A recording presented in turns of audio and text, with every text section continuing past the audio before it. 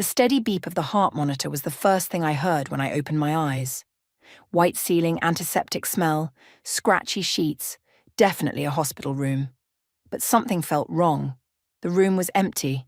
No flowers, no cards, no worried family members dozing in uncomfortable chairs. My name is Alice, and I was about to discover just how alone I really was. "Oh, good. You're awake," a nurse said, bustling in to check my vitals. "You gave everyone quite a scare with that pneumonia. You've been out for nearly a week." "Has my sister Elisa been here?" I asked, my voice raspy from disuse. "Or my parents." The nurse's smile faltered slightly. "I haven't seen any visitors, honey, but I just started my shift." I reached for my phone on the bedside table, wincing at the IV pull. Dozens of missed calls from work, but nothing from family. Strange. I always visited Elisa when she was sick, bringing her favourite soup and trashy magazines. "Miss Douglas?" A man in a suit appeared in the doorway. "I'm from hospital billing. We need to discuss your payment situation." My head was still foggy, but I logged into my banking app while he waited. The screen loaded and my stomach dropped. Where there should have been over $50,000 in savings, there was less than $100.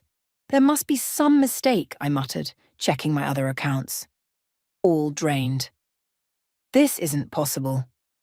"I'm afraid without insurance or ability to pay, we'll need to discuss discharge options soon," the billing man said diplomatically. I was still staring at my phone in shock when a familiar voice cut through the tension. "I'll handle the billing situation." Rita Wilkins, my workplace rival of 3 years, stood in the doorway, designer handbag on one arm and determination on her face. "Rita, what are you doing here?" She shooed the billing man away and pulled up a chair. "Covering your ass, apparently. The office was worried when you didn't show up for a week. I did some digging." "I don't understand what's happening," I said, fighting back tears. "My accounts have been systematically drained over the past week," Rita finished. "And I'm willing to bet I know who did it." "Elisa." The name felt like ash in my mouth. "But she's my sister. She wouldn't—" "The same sister who borrowed $15,000 for her emergency dental surgery last year? The one who still hasn't paid you back?" I closed my eyes, memories flooding back.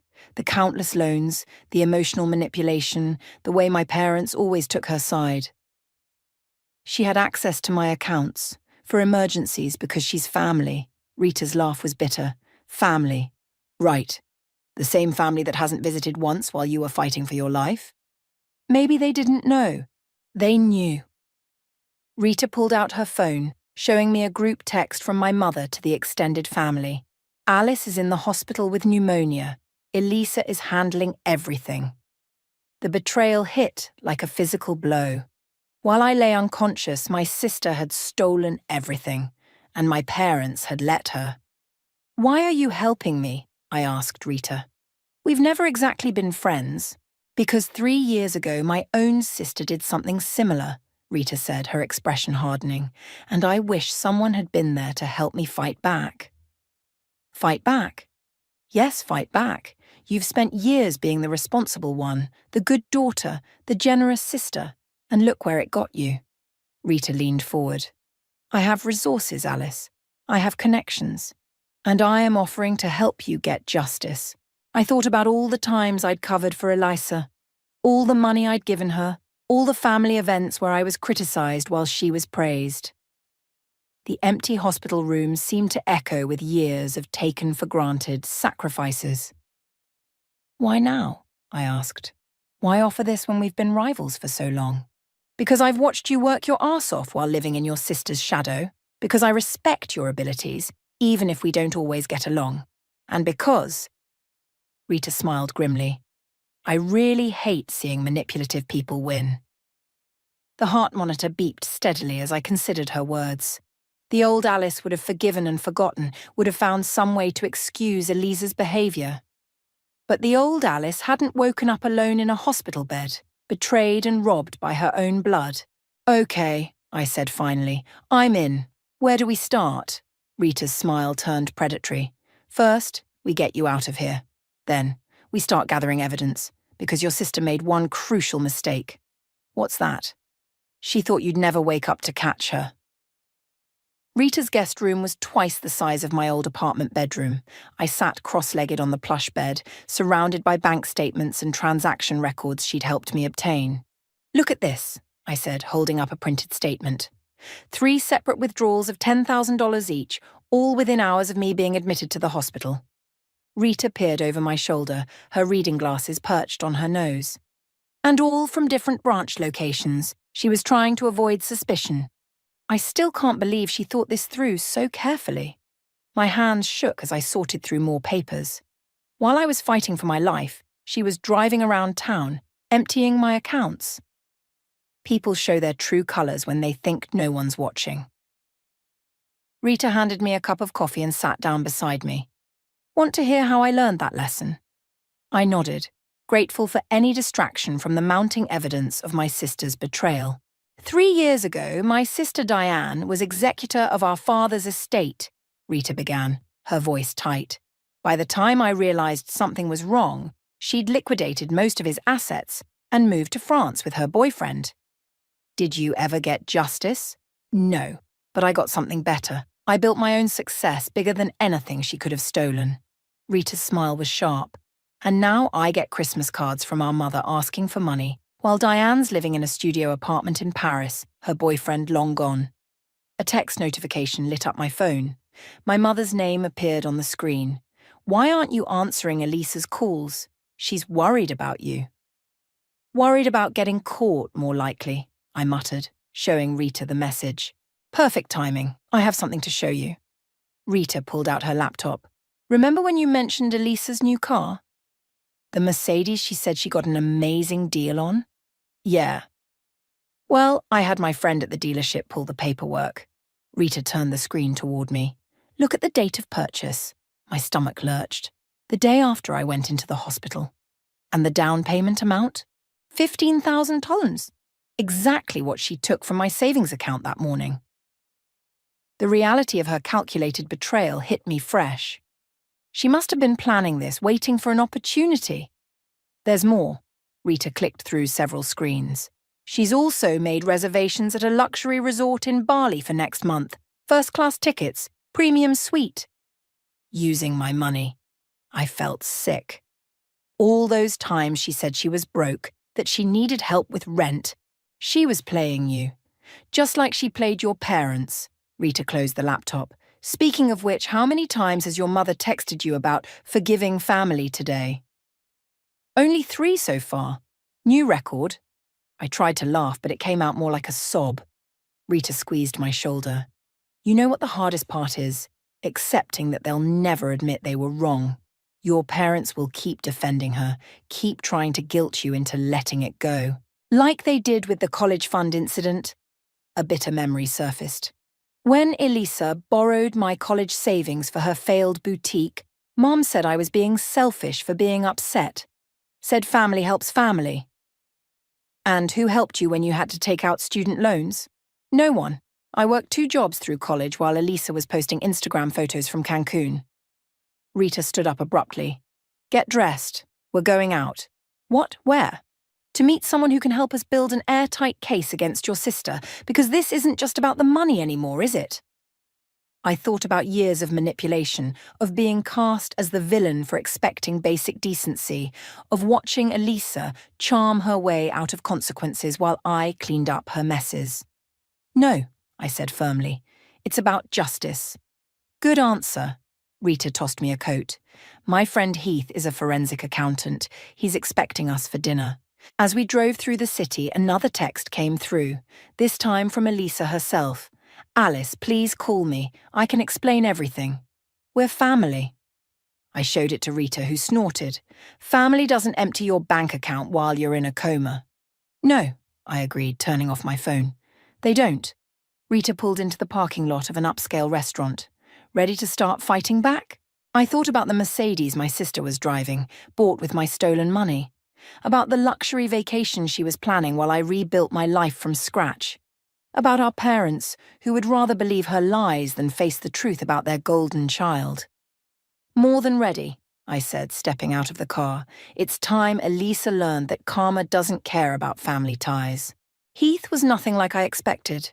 Instead of a stuffy accountant in a suit, he was a tattooed man with kind eyes and a disarming smile. He listened intently as Rita and I laid out the situation over appetizers. "Your sister's clever, but not as clever as she thinks," Heath said, spreading documents across the table. "See these transactions? She tried to make them look like regular withdrawals, but there's a pattern." "What kind of pattern?" I leaned forward, studying the papers. She withdrew just under $10,000 each time to avoid triggering bank reporting requirements. Classic amateur move. He circled several entries, but she got sloppy with the timing. All these transactions happened within 48 hours. Rita nodded. "That's called structuring. It's illegal." "Very illegal," Heath confirmed. "And I found something else interesting." He pulled up a website on his tablet. "Your sister's been running a side business, selling luxury goods online. Want to guess where the inventory comes from?" My blood ran cold as I recognized several items in the photos. "Those are my things. My designer bags, my jewelry." I stopped at a familiar image. "That's Mom's anniversary ring, the one she claimed she lost last year." "Elisa's been selling family heirlooms?" Rita's eyebrows shot up. "Along with quite a few counterfeits," Heath added. "Which is another federal offense." My phone buzzed. A text from Carson, my ex. "We need to talk. It's about Eliza." "Carson?" Rita read over my shoulder. "Isn't he the one who broke up with you right after Eliza started working at his company?" "Yeah, that was weird timing." I frowned at the message. He never gave me a real explanation. "Reply," Heath suggested. "He might have useful information." I typed quickly, "When and where?" The response came immediately. "Tomorrow, 10 a.m., Capital Coffee, come alone." "It could be a trap," Rita warned. "Elisa might have put him up to this. Or he might know something important." I showed them another text from Carson. "Bring a USB drive." Heath whistled low. "Definitely sounds like he's got dirt." "I'll go," I decided. "But I want you both nearby, just in case." "Smart girl." Rita raised her wine glass. "Now, let's talk about phase 2 of our plan." Heath pulled out more papers. "I've documented every illegal transaction, every fraudulent sale. But we need to be strategic about how we use this information." "What do you mean?" "Your sister's got your parents wrapped around her finger," he explained. "If we move too fast, they'll help her cover it up. We need to build an undeniable case." "And then?" I asked. "Then we hit her with everything at once. No time to spin stories, no chance to manipulate the narrative." Rita's smile was wolfish. "We take away what she values most, her image." My phone lit up again. My mother this time. "Eliza's crying, 'How can you be so cruel? She's your sister.'" I showed the message to Rita and Heath. "See what I'm dealing with." "Classic enabler behavior," Heath said. "They've built their whole reality around Elisa being the victim.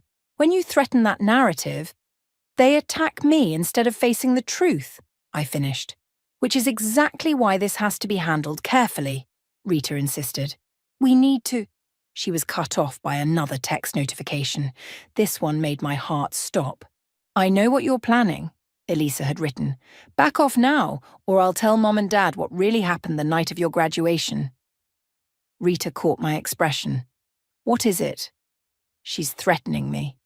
I handed her the phone, my hands shaking. "But she's bluffing. Nothing happened at graduation." "Doesn't matter if it's true," Heath said grimly. "She's showing her hand. She's scared." "Good," Rita declared. "Scared people make mistakes. And we'll be ready when she does." I stared at my sister's threat, feeling something shift inside me. The old fear was still there, but now it was overshadowed by determination. "You know what?" I said, picking up my phone. "I'm done being manipulated." I typed quickly, "Go ahead, tell them whatever you want. I'm done protecting your lies." "That's my girl," Rita said proudly. "Now, about tomorrow's meeting with Carson. As Heath and Rita planned security measures for the coffee shop meeting, I felt stronger than I had in weeks. Elisa had always used my fear of conflict against me, counted on me backing down to keep the peace. But she'd never faced this version of me, the one who had nothing left to lose. My phone buzzed one final time that night. Elisa again. You'll regret this. I smiled and turned off my phone. For the first time in my life, I wasn't afraid of my sister's threats. Tomorrow would bring new revelations, but tonight, I finally felt in control. Ready for dessert? Heath asked, waving down the waiter. Ready for everything, I replied, and I meant it. Capital Coffee was busy when I arrived, exactly at 10 a.m. I spotted Carson immediately, hunched over his laptop in a corner booth. He looked different, tired, guilty. Rita and Heath were positioned at separate tables, pretending to work while watching my back. Hey, I said, sliding into the seat across from him. Carson jumped slightly. Alice, you came. He glanced around nervously. Did anyone follow you? Why would someone follow me? He leaned forward, voice low.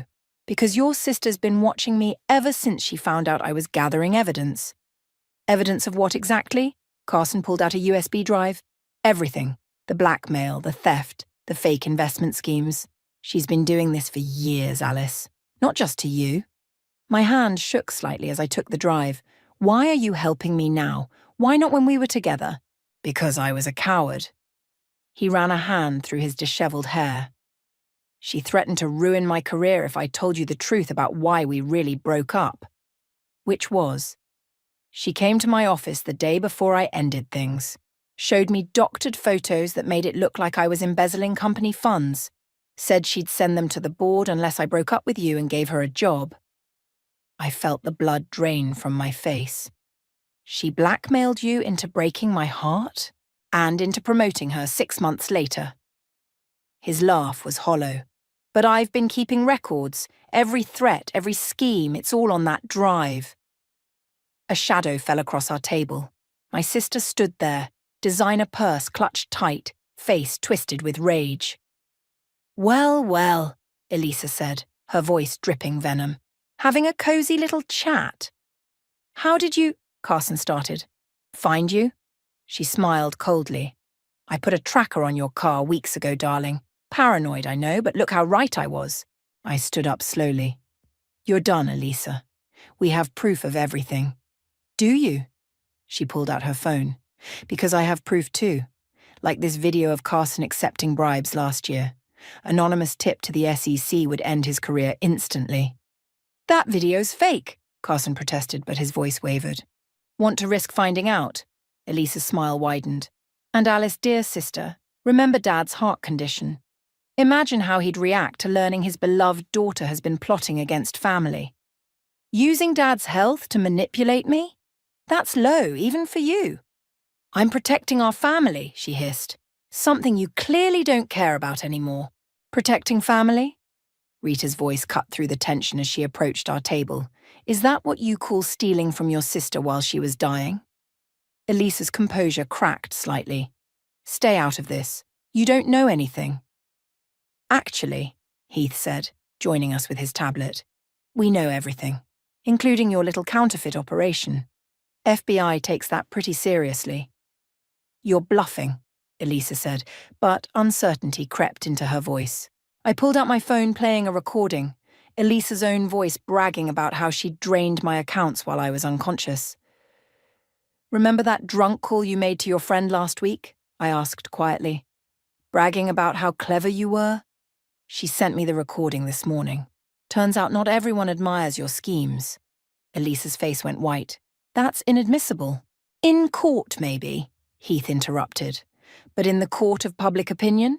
In front of Mom and Dad, the country club committee? What do you want? Elisa's voice was barely a whisper. Everything you stole from me, plus interest, I said firmly. And you're going to confess to Mom and Dad. All of it. They'll never believe.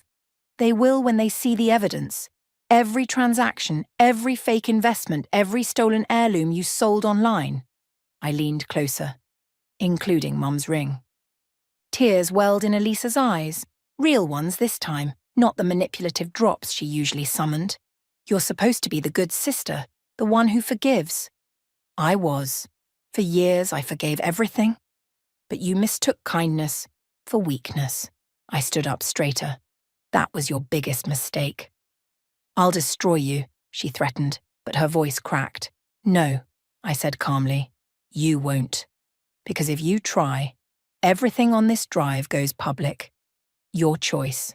Elisa looked around wildly, finding no allies in the hard faces surrounding her.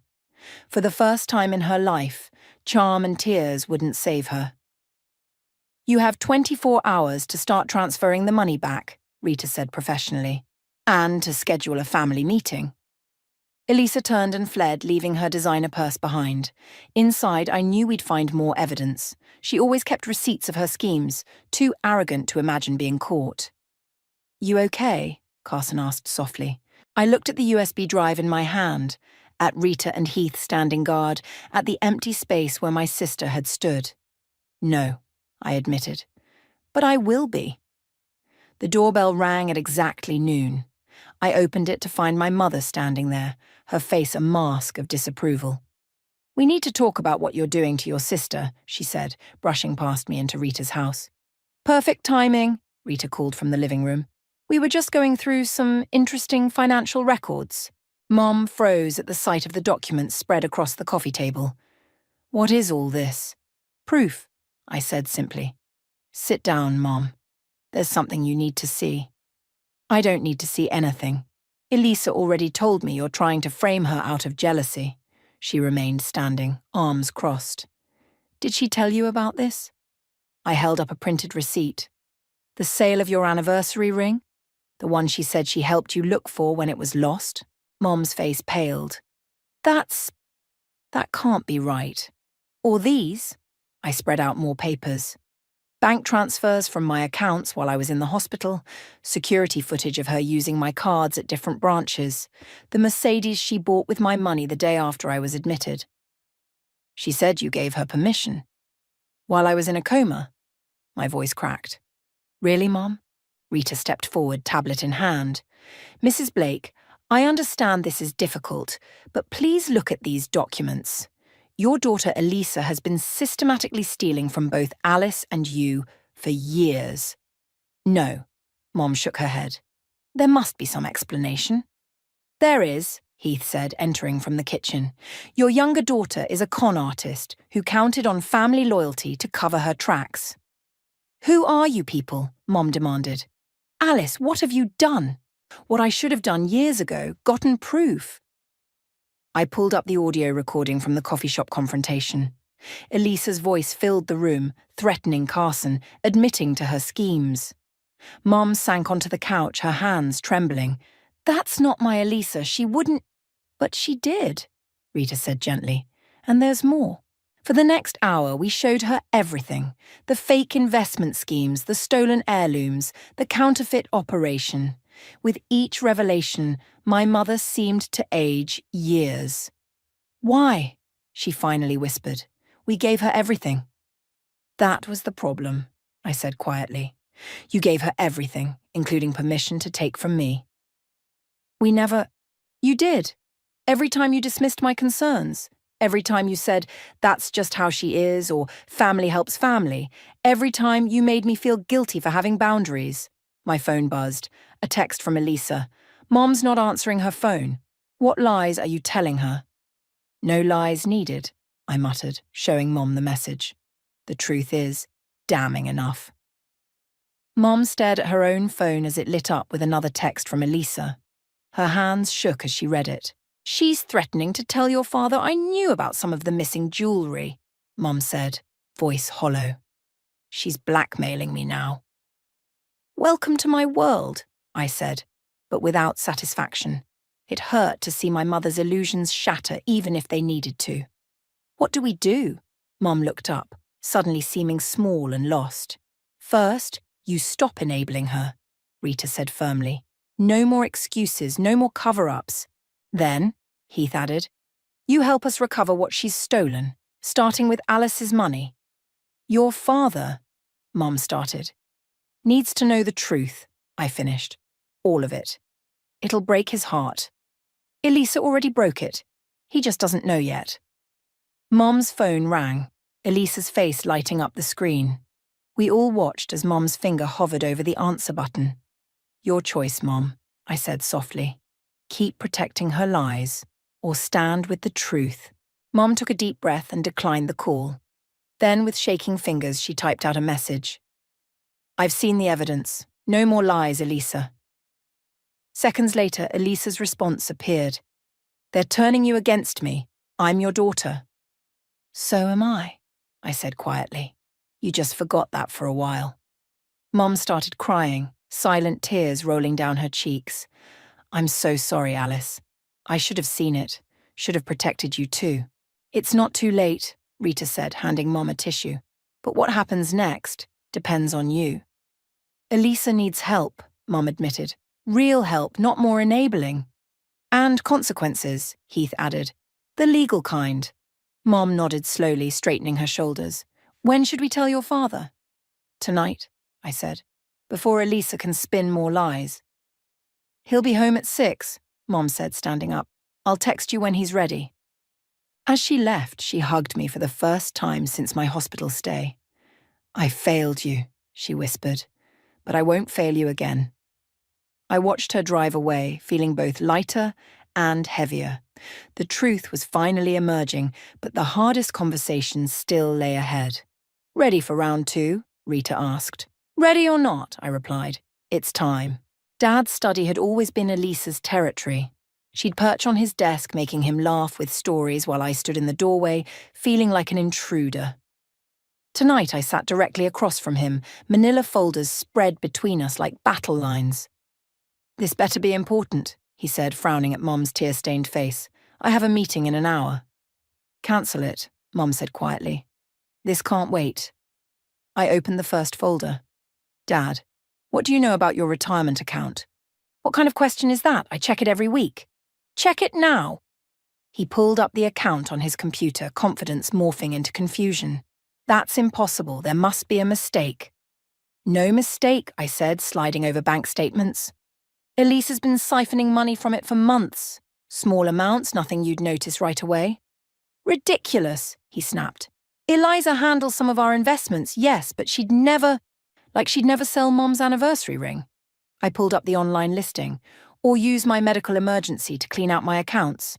Alice, if you're jealous of your sister's success, Mom's voice cracked. Show him the Mercedes papers, Alice. I laid out the documents one by one.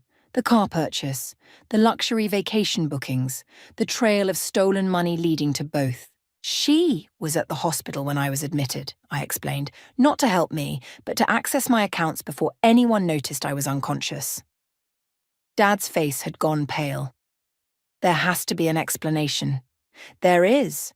I played the recording of Elisa threatening Carson, then the one of her bragging about stealing my money.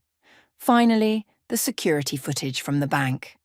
No, Dad whispered. My little girl wouldn't. His phone buzzed. Eliza's timing was always perfect. Daddy, her voice came through on speaker, sweet and panicked. Alice is telling horrible lies about me. She's trying to turn everyone against me because she's jealous. You know me, Daddy. You know I'd never... Stop. Dad's voice was different, older, harder. Are you in your new Mercedes right now, Princess? A pause. Yes, but... The one you bought the day after your sister went into the hospital? I can explain. With her money? His hands were shaking.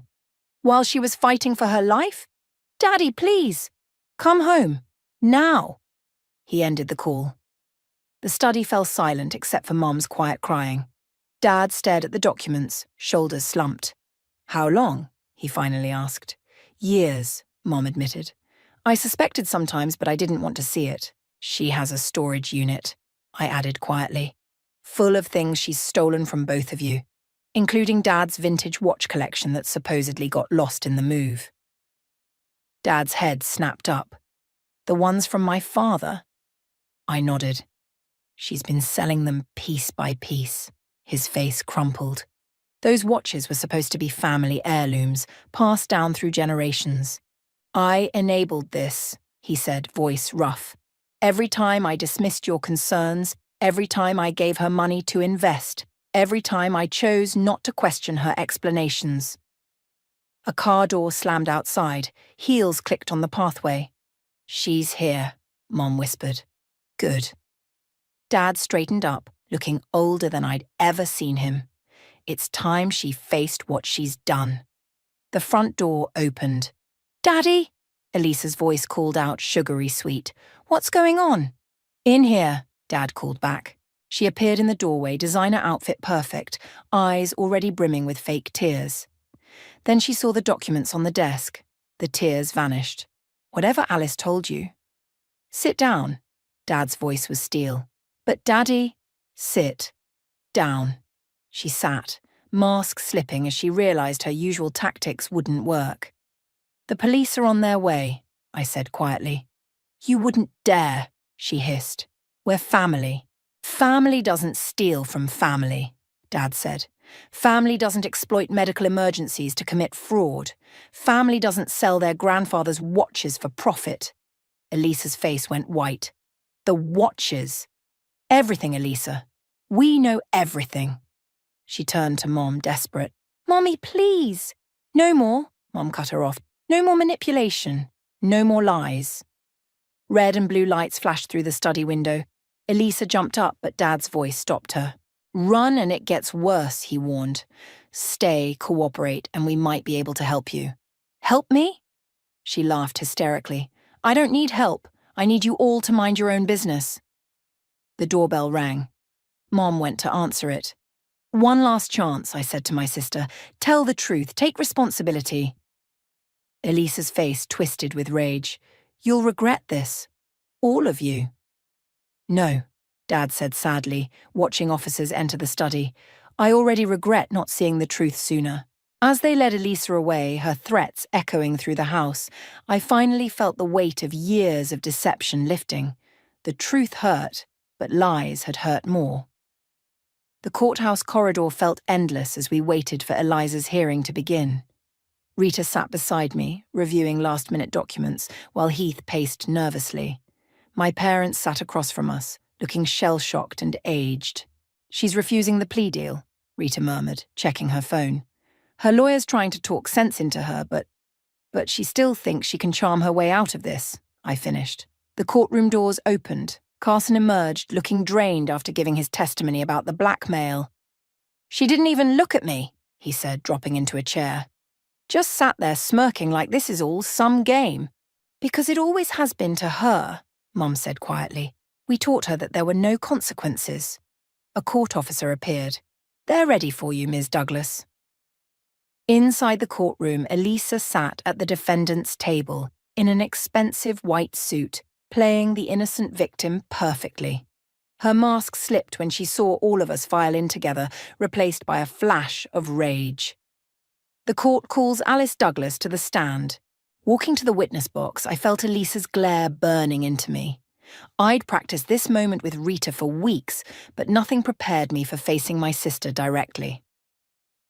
"Ms. Douglas," the prosecutor began, "please tell the court about the events following your hospitalization." I described waking up alone, discovering my accounts drained, the systematic theft that had occurred while I was unconscious. With each detail, I watched my sister's perfect facade crack further. "And the defendant is your sister?" the prosecutor confirmed. "Yes." "Had she shown similar behavior before?" "Objection," Elisa's lawyer called out. "I'll rephrase," the prosecutor said smoothly. "Had the defendant previously taken money from you?" "Many times. Always with promises to pay it back. Always with emotional manipulation when I asked about repayment." "And your parents?" "She stole from them too. Family heirlooms, retirement funds, anything she could access." Elisa's lawyer began his cross-examination, trying to paint me as the jealous sister, but the evidence was too solid. Bank records don't lie. Security footage doesn't lie. Audio recordings don't lie. "No further questions," he finally conceded. As I stepped down, Elisa stood up suddenly. "This is ridiculous. They're all lying because they're jealous of my success." "Ms. Douglas, sit down," the judge warned. "No, I worked hard for everything I have. They're just trying to destroy me because they can't handle that I'm better than them." "Ms. Douglas, tell them, Daddy." Elisa turned to our father. "Tell them how I've always been the successful one, the special one." The judge banged his gavel. "Order!" "You're all pathetic," Elisa was screaming now. I deserve that money more than any of you. Alice was always the boring one, the responsible one. I made that money interesting. I made it matter. 2 court officers moved to restrain her. I should have made sure you never woke up, she shrieked at me. You ruined everything. The courtroom erupted in gasps. Mom started crying. Dad looked like he'd been shot. Remove the defendant, the judge ordered. We'll resume after a brief recess. As they led Elisa away, still screaming threats, I felt Rita's hand on my shoulder. You did it, she whispered. You stood your ground. The recess lasted an hour. When we returned, Elisa sat silently, her makeup smeared, her perfect image shattered. Her lawyer looked defeated. The judge's verdict was clear and damning. Grand theft, fraud, blackmail. The evidence was overwhelming, and Elisa's outburst had destroyed any sympathy she might have garnered. 5 years, the judge announced, with possibility of parole after 3, contingent upon full restitution and completion of psychological counselling. Elisa didn't react. She just sat there staring straight ahead as if none of this was real. I'm so sorry, Mom whispered as we left the courtroom. We should have stopped this years ago. You can't change the past, I said, watching them lead my sister away.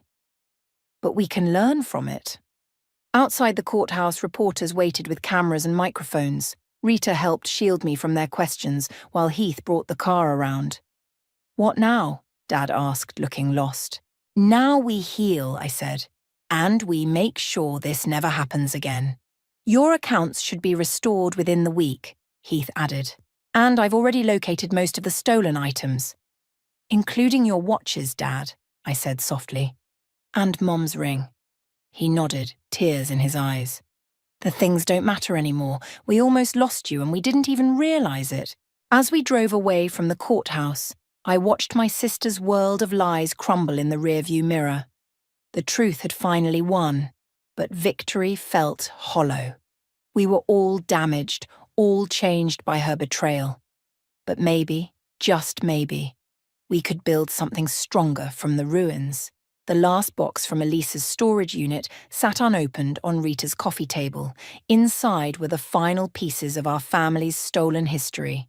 Photos, jewelry, memories she'd tried to sell. You don't have to open it today, Rita said, pouring wine for our small gathering. Yes, I do.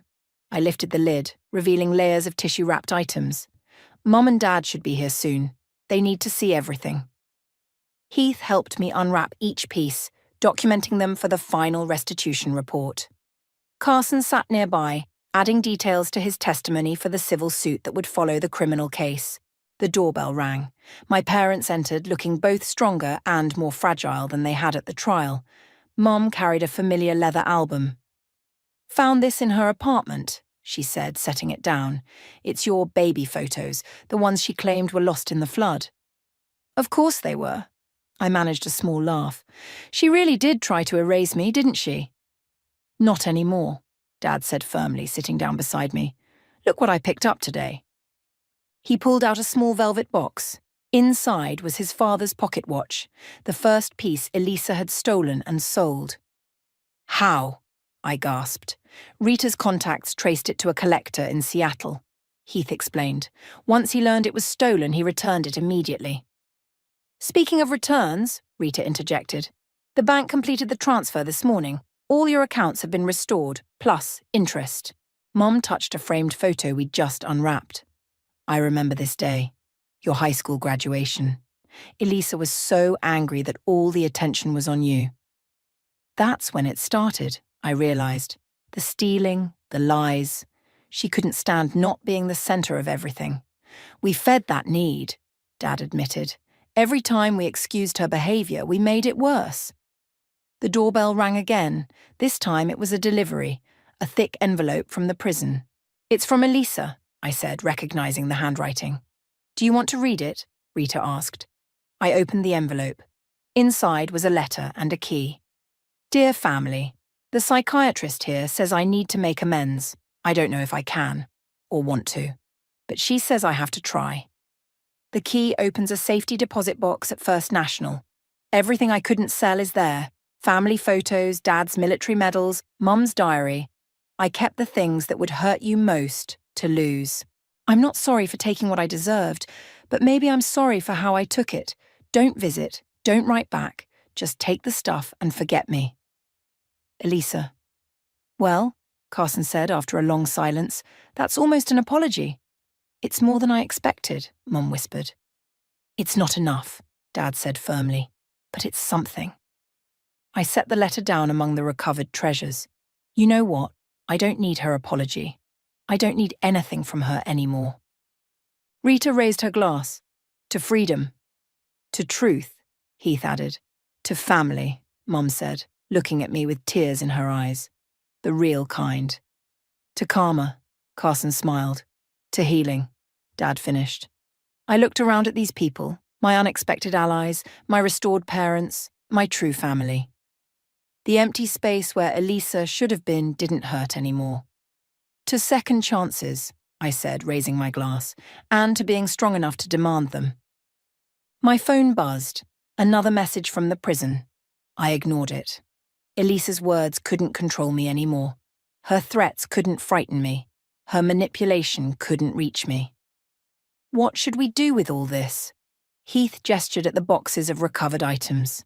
Build something new, I decided. Mum, remember how you always wanted to make family history albums? She brightened. Yes, let's do it. Right now. Let's put everything back where it belongs, but better this time. Stronger. We spent the evening sorting through recovered treasures, sharing stories, rebuilding connections. Each item found its proper place. Dad's watches in their case, Mum's jewellery in her box, my photos back in their albums. The space left by Elisa's betrayal slowly filled with something else. Truth, strength, and real love. The kind that builds up instead of tearing down. You know what? Rita said as we finished.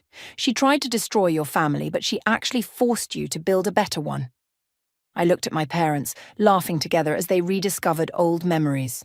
At Carson, finally free of guilt and fear. At Rita and Heath, who'd become more than allies. She did, I agreed. Just not the way she intended. The last item from the box was a small mirror, one Elisa used to practice her innocent expressions in. I closed the box without putting it back. Some things were better left in the past. Ready to go home? Dad asked. I smiled, truly smiled for the first time in months. I already am.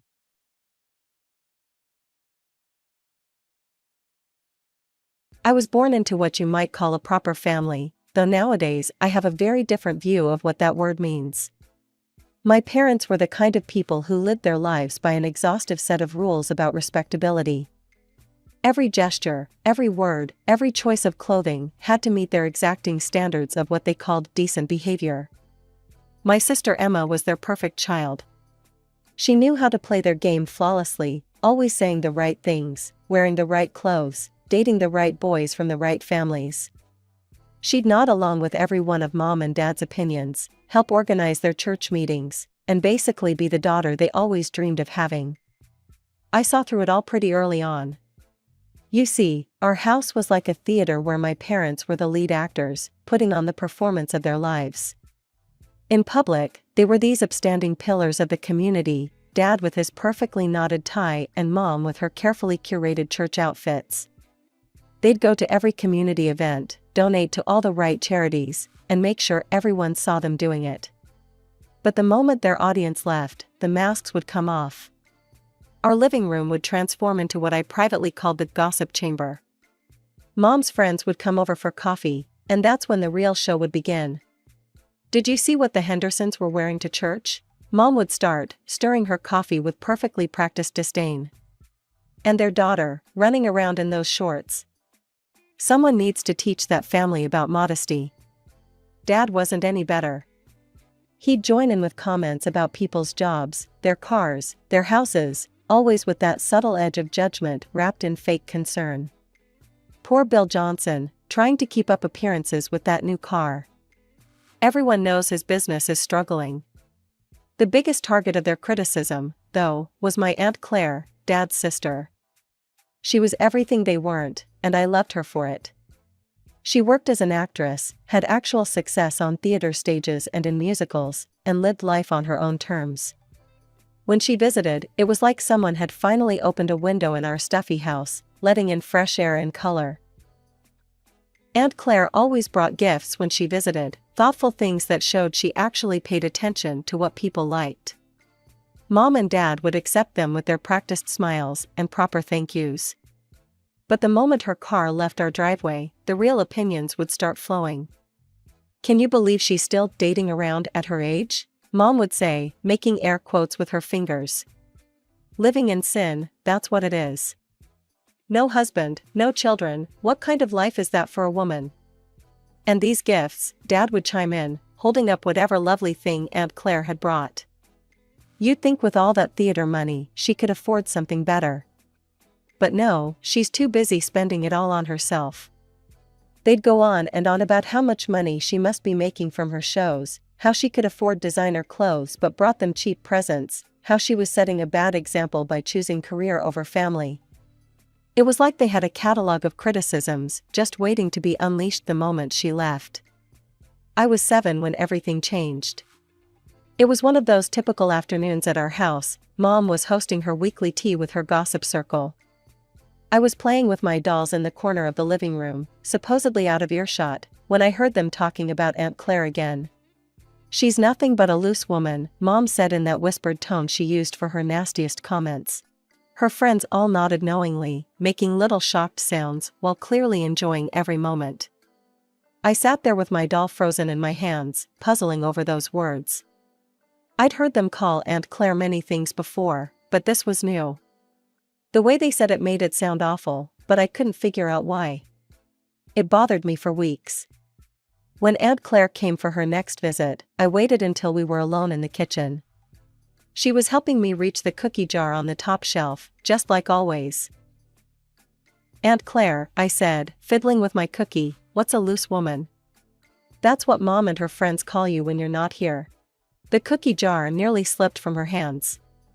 She set it down carefully, but I could see her hands shaking.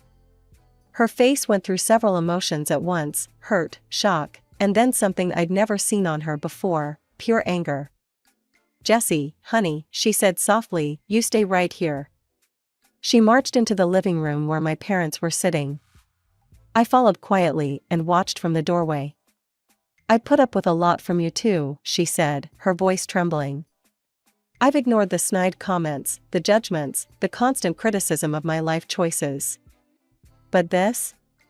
Calling me names behind my back? How dare you?" Mom started to say, but Aunt Claire cut her off. "Don't bother denying it. I've heard about the things you say when I'm not here. You two are nothing but selfish hypocrites. You smile to my face, take my gifts, and then trash me the moment I leave. I'm done with your two-faced behavior, done with your gossip, done with all of it." She walked out that day and never came back. The door slammed so hard the family photos rattled on the walls. Years passed. My sister Emma married right after high school, to Jason, the son of Mom and Dad's best friends. It was exactly the kind of proper, respectable marriage my parents loved. They started pushing me down the same path before my senior year even started. "We found the perfect boy for you," Mom announced one evening. "Richard Thompson, you remember the Thompsons, right? Such a respectable family."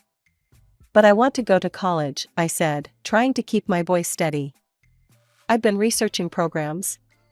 "College?" Dad scoffed. "What for?" "Richard is going to take over his father's business. He needs a supportive wife, not some career woman." They arranged a meeting, of course. Richard turned out to be exactly what I expected: perfectly proper, perfectly boring, and perfectly wrong for me. But I saw the look in my parents' eyes and knew they wouldn't let this go. So I smiled and agreed to date him, all while secretly applying for college scholarships. Graduation day started like a dream. I'd made it, top of my class, scholarship secured, though my parents didn't know that yet, and a whole future ahead of me. We had a party at Richard's house after the ceremony, with most of our class there. The music was loud, people were celebrating, and for once, everything felt perfect. Until it wasn't. I went upstairs to use the bathroom and opened the wrong door. There was Richard, in bed with my friend Kelly. My graduation cap slipped from my hands and hit the floor. The sound made them both look up. "Jess," Richard scrambled to cover himself. "This isn't, I mean." "Save it," I said, surprising myself with how calm I sounded. "We're done." I walked out of that house and didn't look back. My phone started buzzing immediately, Richard's calls, Kelly's texts, but I ignored them all. I knew the real storm would hit when my parents found out. "What do you mean you broke up with Richard?" Mom shrieked the next morning. "Over one little mistake?" Little mistake? I couldn't believe what I was hearing. "He was in bed with my friend." "These things happen," Dad said, like he was explaining something to a child. "Men have needs. A good wife learns to look the other way sometimes." "Are you seriously telling me to just accept that he cheated on me?" "The Thompsons are our closest friends," Mom hissed. "Do you want to bring shame to this family? You're airing our dirty laundry in public." That was it. Something in me snapped. "Shame? You want to talk about shame?" I laughed. "All you care about is what other people think. You sit here in your perfect house, judging everyone else, gossiping about them behind their backs. You're nothing but hypocrites." Mom stepped forward, her voice ice cold. "You will apologize to Richard. You will marry him, or we will disown you." I took a deep breath. This was it, the moment I'd been preparing for. "Actually, I won't," I said. "I got a full scholarship to State University. I'm leaving for college in August." The silence that followed was deafening. Mom's face went white. Dad's mouth opened and closed like a fish. "Get out," Dad roared.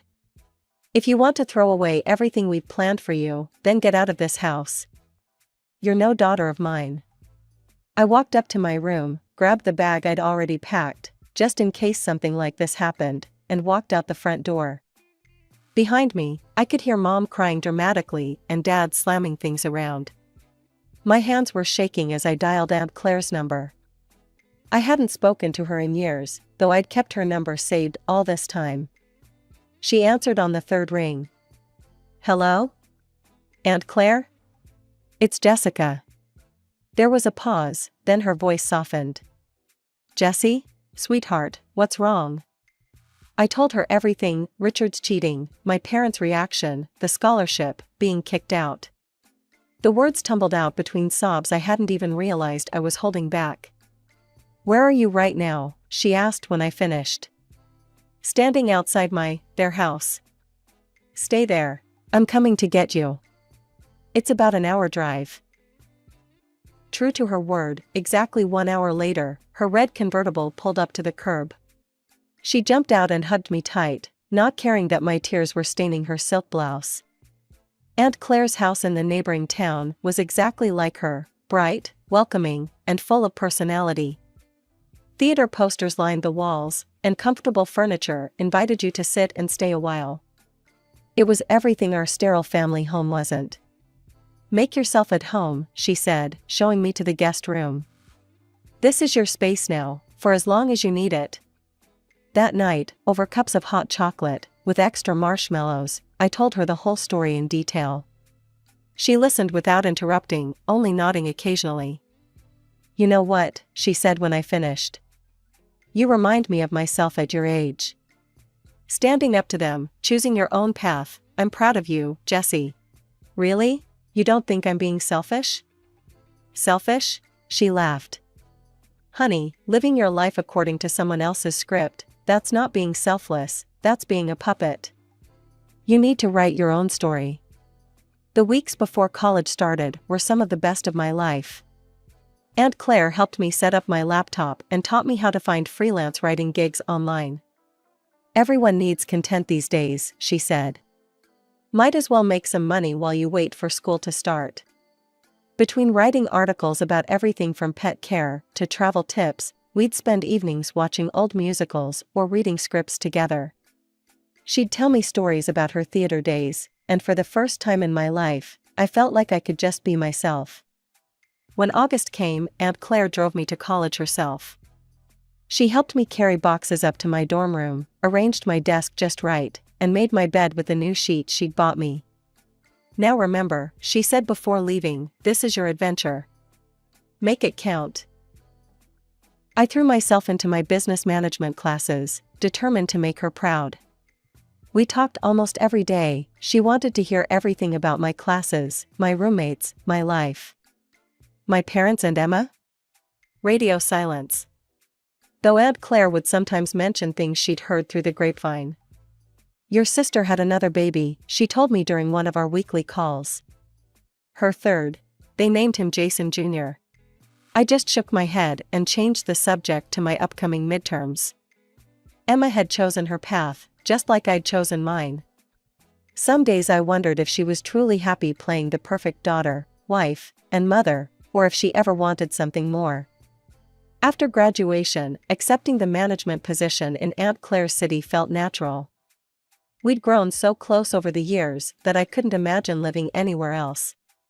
The company was great, my career was taking off, and most importantly, I got to spend almost every weekend with Aunt Claire. We'd do Sunday brunches where she'd tell me stories about her latest theater projects. She was directing community plays now, passing on her passion to a new generation. Sometimes we'd spend whole weekends binge-watching old movies or trying to recreate fancy recipes we'd seen on cooking shows. Then came the diagnosis. Stage 4, she told me one Sunday morning, her hands wrapped around her coffee mug. "They say I have a few months, maybe less." I moved in with her that day.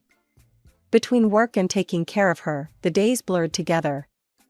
We made the most of every moment. She insisted on teaching me her secret recipes, told me stories about her youth, and made me promise to keep living boldly. She slipped away on a quiet Tuesday morning, holding my hand.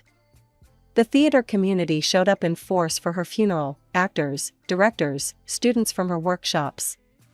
The church was packed with people whose lives she'd touched.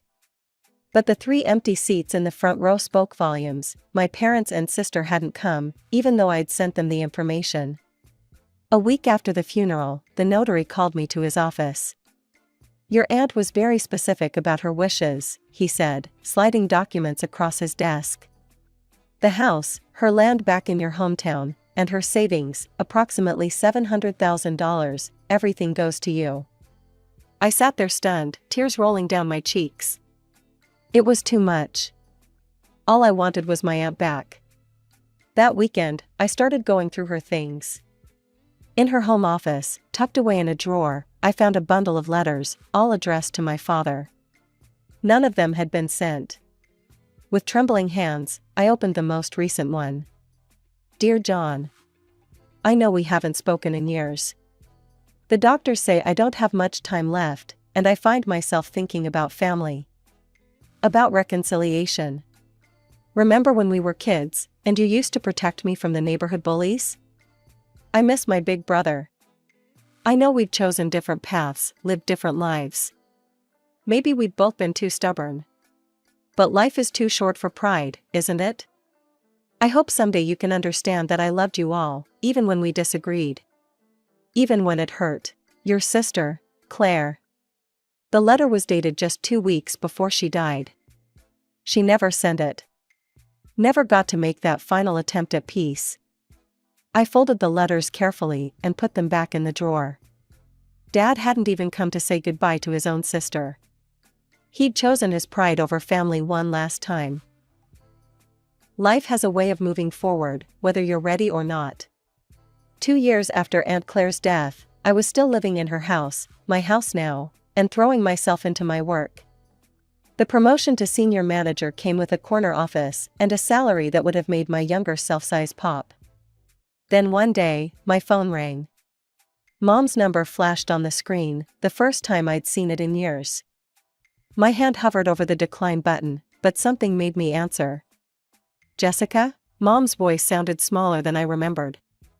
We need to see you. Can you come?" I found myself driving back to my childhood home that weekend. The sight of it stopped me cold. The once pristine house was falling apart, paint peeling, gutters sagging, the perfect lawn now overgrown with weeds. This wasn't the showcase home I remembered. Inside was worse. The furniture was worn, the carpets threadbare.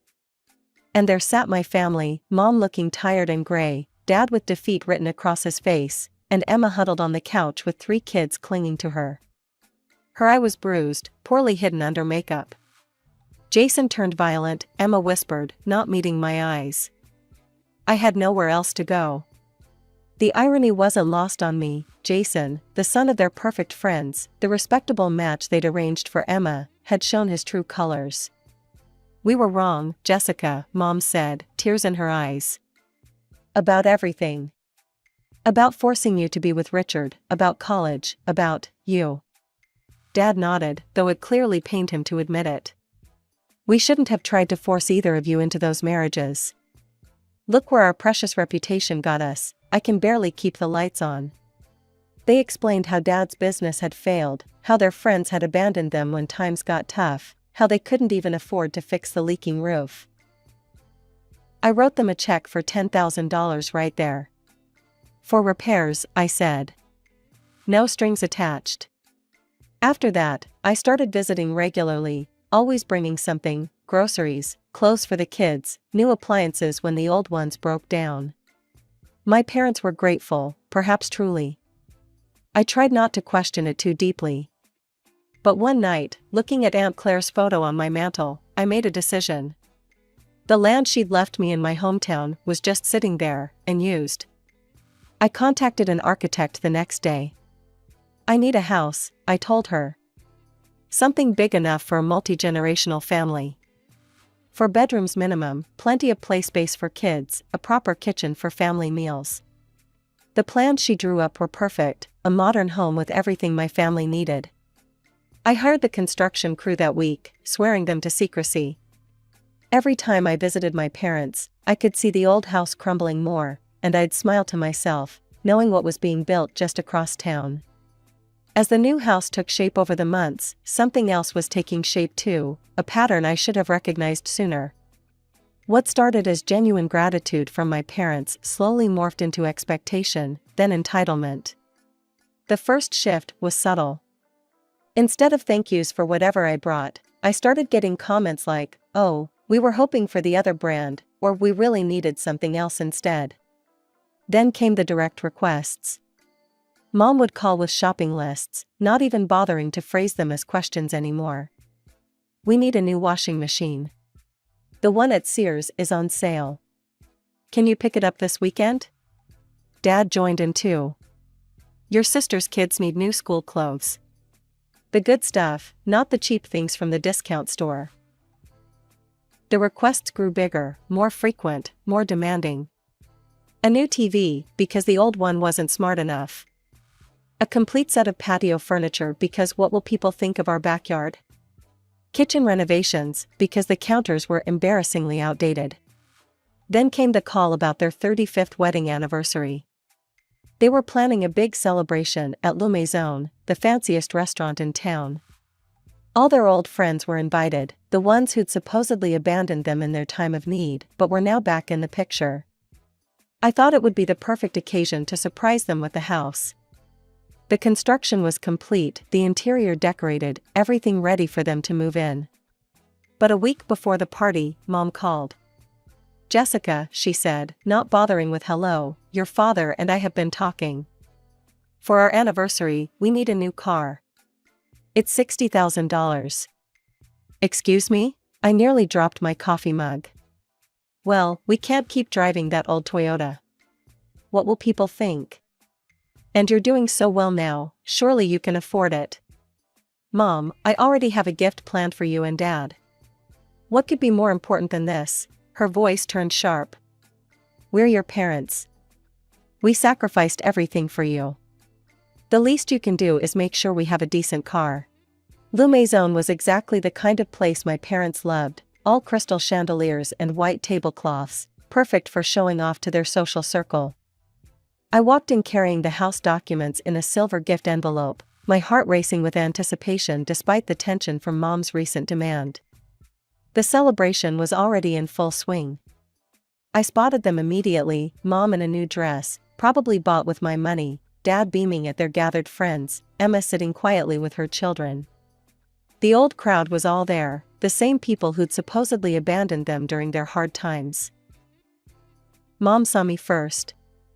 Instead of the usual fake smile, her face hardened. She whispered something to Dad, who turned to look at me with equal disdain. Well, Mom's voice carried across the restaurant, deliberately loud enough for everyone to hear. Look who decided to show up. I froze halfway to their table, suddenly aware that every eye in the place was on me. Mom, Don't mom me, she cut me off, standing up. How dare you come here after refusing to help your own parents? After we sacrificed everything for you? Dad joined in, his face red. We only asked for one thing, one simple thing to make your mother happy on our anniversary. But you're too selfish, aren't you? Too busy counting your money to care about your family. I couldn't believe what I was hearing. The room started spinning slightly. Is this how you raised your daughter? One of their friends asked, clearly enjoying the drama. To disrespect her parents like this? She's no daughter of mine, Mom announced to the room. A real daughter would have bought her parents the car they needed. Instead, she comes here empty-handed to ruin our celebration. Empty-handed? I finally found my voice. My hands were shaking as I pulled out the envelope. You want to know why I didn't buy you that car? We don't want to hear your excuses, Mom snapped. Just leave. You're embarrassing us in front of our friends. I looked around the room, at their smug friends, at my sister who wouldn't meet my eyes, at my parents who looked more concerned about their reputation than anything else. In that moment, I saw Aunt Claire standing in our living room all those years ago, facing the same judgment, the same cruelty. I spent the last year building you a house, I said, my voice clear and steady. A beautiful, 5-bedroom home on Aunt Claire's land. Space for everyone, you, Dad, Emma, the kids. I was going to surprise you today. The color drained from their faces. Mom's mouth opened and closed without sound. But now I see that Aunt Claire was right about you both. You haven't changed at all. You're still the same selfish, image-obsessed hypocrites who care more about showing off to your friends than actually being decent people. I held up the envelope, then slowly tore it in half. The sound seemed to echo in the sudden silence. The house is mine now. And so is my life. I'm done trying to buy your love. Jessica, wait, Dad started. No, I cut him off. I watched you drive Aunt Claire away with your cruelty. I watched you try to force me and Emma into loveless marriages, because you cared more about appearances than our happiness. And now I've watched you try to humiliate me in public, because I wouldn't buy you an expensive car. I'm done watching. I dropped the torn envelope on their table. Happy anniversary. I hope your reputation keeps you warm at night. I walked out with my head high, ignoring their calls behind me. My phone started ringing before I even reached my car. Then the texts started coming, Mom, Dad, Emma, even their friends, all suddenly realizing what they'd lost. I blocked them all. I never saw my parents again. I heard things through the grapevine sometimes, about how they lost their house, about Emma struggling to raise her kids alone, about their friends abandoning them again when the money ran out. But those weren't my stories anymore.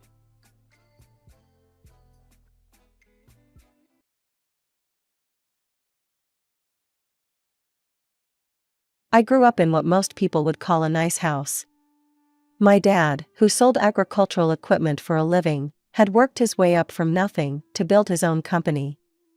He wasn't just good at it, he was really good at it. The kind of good that meant we never had to worry about money. My mom, well, she was something else entirely. She never worked a day in her life, which was fine by Dad. He wanted her to be happy, to enjoy the life he'd built for us. But Mom's version of being a housewife didn't involve much actual housework. Instead, her days were filled with shopping trips, salon appointments, and what seemed like endless meetups with her friends.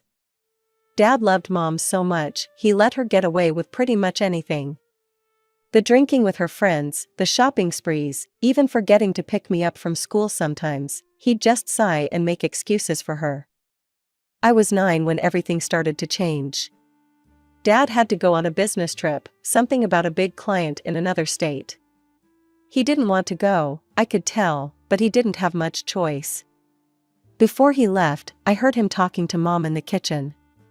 "Sarah, please remember Rita needs to be picked up at 3:15, he said. "Set an alarm if you need to." "James, I'm not an idiot," Mom snapped back. "I can handle taking care of my own daughter for a few days." Turns out, she couldn't. The day started normal enough. Dad had already been gone 2 days, and everything had been fine. But that afternoon, when I walked out of school, Mom wasn't there. I waited 15 minutes, then started walking home. It wasn't far, and I'd done it before when Mom was running late.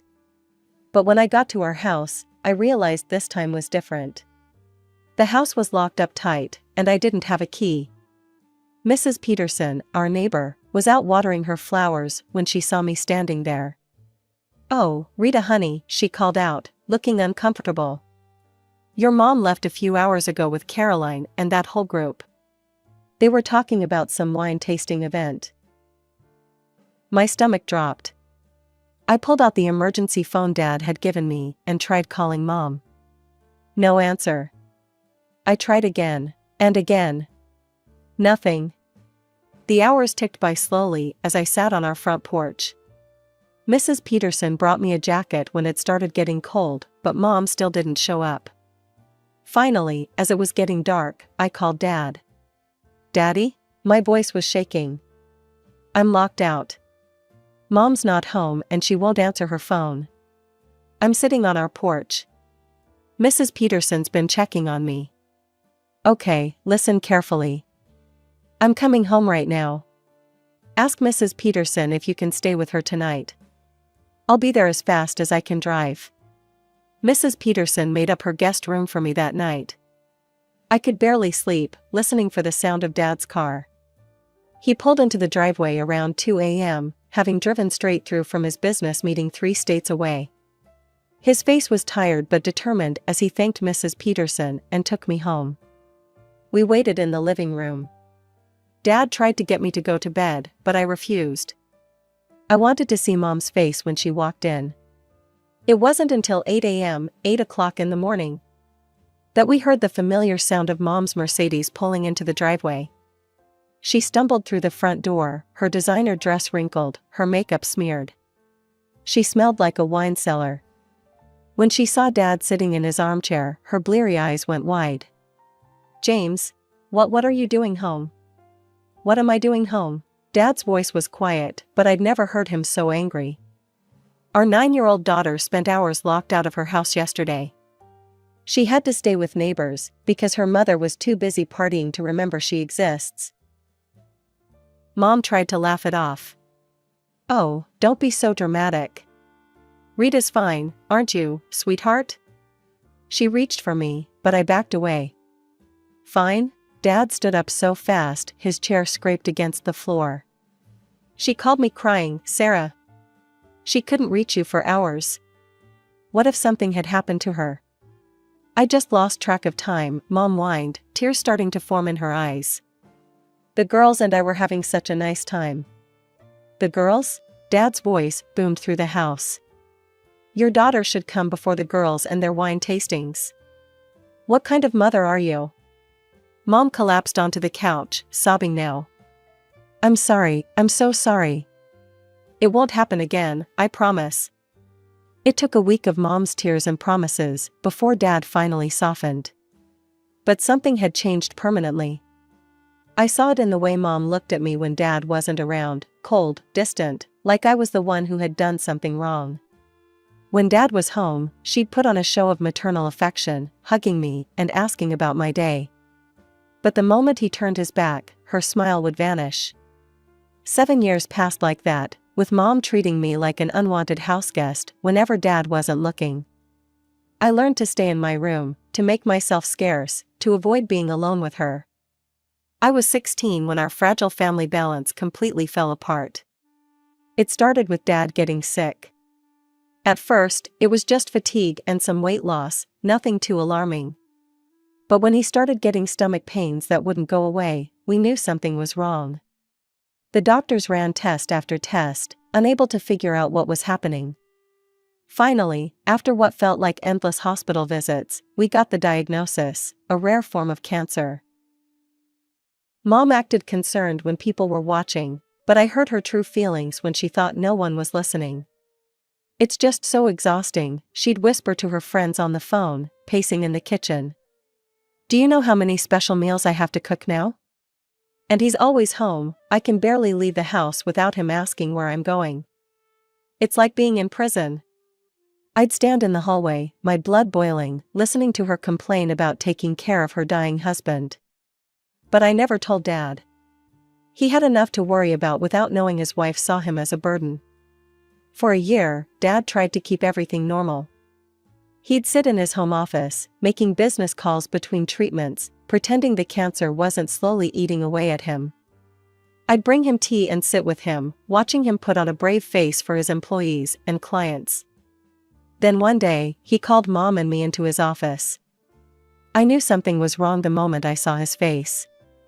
"I'm selling the business," he said without preamble, his hands folded on his desk. "The doctors, they've told me I don't have much time left." His voice cracked slightly. "Maybe a few months." I felt like someone had punched me in the chest. "No, Daddy, no." The tears came instantly, and I couldn't stop them. "Rita, sweetheart," Dad reached for my hand. "I need to do this. Neither of you could run the company after I'm gone, you're too young, and your mother, well, it's not her field. I won't let everything I built crash and burn. At least this way, I can make sure you're both taken care of." Mom made a show of crying, dabbing at her eyes with a tissue, but I caught her checking her phone while Dad wasn't looking. Her tears were as fake as her designer handbags. The weeks that followed were brutal. Dad got weaker by the day. I started rushing home from school, dropping my backpack at the door and heading straight to his room. Sometimes I'd do my homework sitting next to his bed, other times I'd just hold his hand while he slept. The nurse, Mrs. Rodriguez, was there during the day, making sure Dad took his medications and helping him eat. But Mom? She was barely around. When she did show up, she'd wrinkle her nose and complain about the hospital smell in the house. "I just can't handle being here all the time," she told me one day, applying lipstick in the hallway mirror. "The smell of sickness, it's everywhere. I need to get out, to breathe." What she meant was she needed to party. To shop. To pretend her husband wasn't dying upstairs. When Dad's condition got so bad they had to move him to the hospital, Mom stopped coming home at night completely. She'd breeze in at dawn, looking suspiciously happy for someone whose husband was dying in a hospital bed. One morning, I couldn't take it anymore. "Where were you all night?" I demanded as she walked in, wearing the same clothes as yesterday. "That's none of your business, young lady," she snapped, but I could smell the alcohol on her breath. "Dad is dying in the hospital, and you're out partying? How can you?" She cut me off, grabbing my arm hard enough to hurt. Her face was inches from mine, her perfect makeup couldn't hide the fury in her eyes. "Listen to me very carefully," she hissed. "You're going to keep your mouth shut and show me some respect. Otherwise, I promise you, I will make your life a living hell. Don't test me, Rita. You won't like what happens if you do." Dad died on a Tuesday morning, exactly 1 week before my 18th birthday. I was holding his hand when he took his last breath, while Mom was getting coffee somewhere in the hospital. At the funeral, she put on quite a show. She wore a designer black dress and dabbed at her eyes with a lace handkerchief, accepting condolences with a trembling voice. "He was my everything," she kept saying to anyone who would listen. "I don't know how I'll go on without him." But the moment the last mourner left the cemetery, it was like someone had flipped a switch. The tears dried up instantly, and she was checking her phone, smiling at text messages while we rode home in the funeral car. The next week was surreal. I walked through school like a zombie, barely able to focus on classes. My friends tried to comfort me, but how do you explain to people your age what it feels like to lose your father while watching your mother act like she'd just been released from prison? When my birthday came around, I didn't expect much, but I at least thought she'd acknowledge it. She didn't. I didn't even see her that day. She was gone before I woke up and hadn't come home by dinner. My friends took me to a small cafe downtown, bought me a cake, and tried to make me smile. It worked, a little. I ended up staying at my best friend Jenny's house that night, not wanting to go home to an empty house on my birthday. The next morning, I walked into our kitchen to find Mom there with a man I'd never seen before. He looked maybe 35, a good 15 years younger than her, and had his arm wrapped around her waist like he owned the place. "Oh good, you're here," Mom said, not even bothering to hide her annoyed tone. "Rita, this is Brad. My fiancé." I stood there, coffee mug frozen halfway to my mouth. "You're what?" "My fiancé," she repeated slowly, like I was stupid. "And now that you're here, we need to talk about arrangements." "Arrangements?" The word felt wrong in my mouth. "Yes. You need to leave." She smiled, but it wasn't a nice smile. "Your father is gone now, and all his money is mine. I can finally live the way I want, with who I want." She squeezed Brad's arm. "And that doesn't include having a teenager around." "You're kicking me out?" I couldn't believe what I was hearing. "This is my house too." "No, it's not." Mom marched upstairs and came back dragging my suitcase. She started throwing my clothes into it, not even bothering to fold them. "You're 18 now. I'm not legally required to support you anymore. I want you gone within the hour." "Mom, please." "Don't mom me," she snapped, shoving more of my belongings into the suitcase. "I've done my duty. I raised you. Now it's time for me to be happy." Standing on the sidewalk with my hastily packed suitcase, I felt completely lost. I had no grandparents, no aunts or uncles. Dad was an only child, and Mom's family had cut ties with her years ago for reasons she never explained. With shaking hands, I called Jenny. "Of course you can stay with me," she said immediately when I explained what happened, her voice full of concern and anger on my behalf. "My mom's been worried about you anyway. She actually mentioned last night that she was afraid something like this might happen. Come over right now." Jenny and her mom lived in a modest 3-bedroom apartment across town. They set me up on their pull-out couch in the living room, bringing out their nicest sheets and even buying me new pillows. It wasn't much, but compared to being homeless, it felt like a luxury hotel. Jenny's mom hugged me tight and whispered, "Stay as long as you need, sweetheart." The next week passed in a blur as I threw myself into final exams, trying desperately to keep my grades up even though my world was falling apart. I studied late into the night, partly because I needed to pass, but mostly because it kept me from thinking about my situation. I had no idea what I'd do after graduation. College seemed impossible now that I had no home and no money. Every time I thought about the future, panic would start to set in. Then Mrs. Peterson, our old neighbor, called. "Rita, honey," she said, her voice gentle but strained. "I thought you should know, your mother is planning an engagement party at the house. Next weekend. She's been going all out, ordering catering, hiring decorators, the works." My stomach churned violently. An engagement party? Dad's been dead less than a month. His grave hasn't even settled yet. "I know, dear. I'm so sorry. I just thought you should know, since..." She trailed off awkwardly. We both knew I hadn't been invited. Hadn't even been told. "It's absolutely shameful," she added, anger creeping into her usually sweet voice. I spent the next few days alternating between rage and despair. How could Mom move on so quickly? How could she pretend Dad never existed? While I was still crying myself to sleep most nights, still wearing Dad's old sweater because it smelled like him, she was planning a party to celebrate her engagement to a man young enough to be her son. 3 days after Mrs. Peterson's call, my phone rang again. This time, it was a man identifying himself as Herbert Maxwell, a notary public. His voice was formal but kind, reminding me a little of Dad's business voice.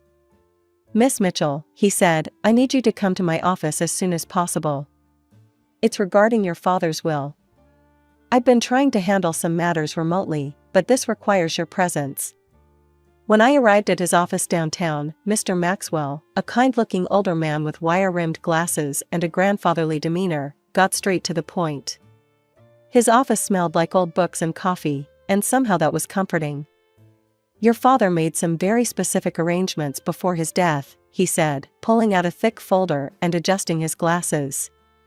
"The house, all of its contents, and the entire proceeds from the sale of his business, everything has been left to you, Miss Mitchell.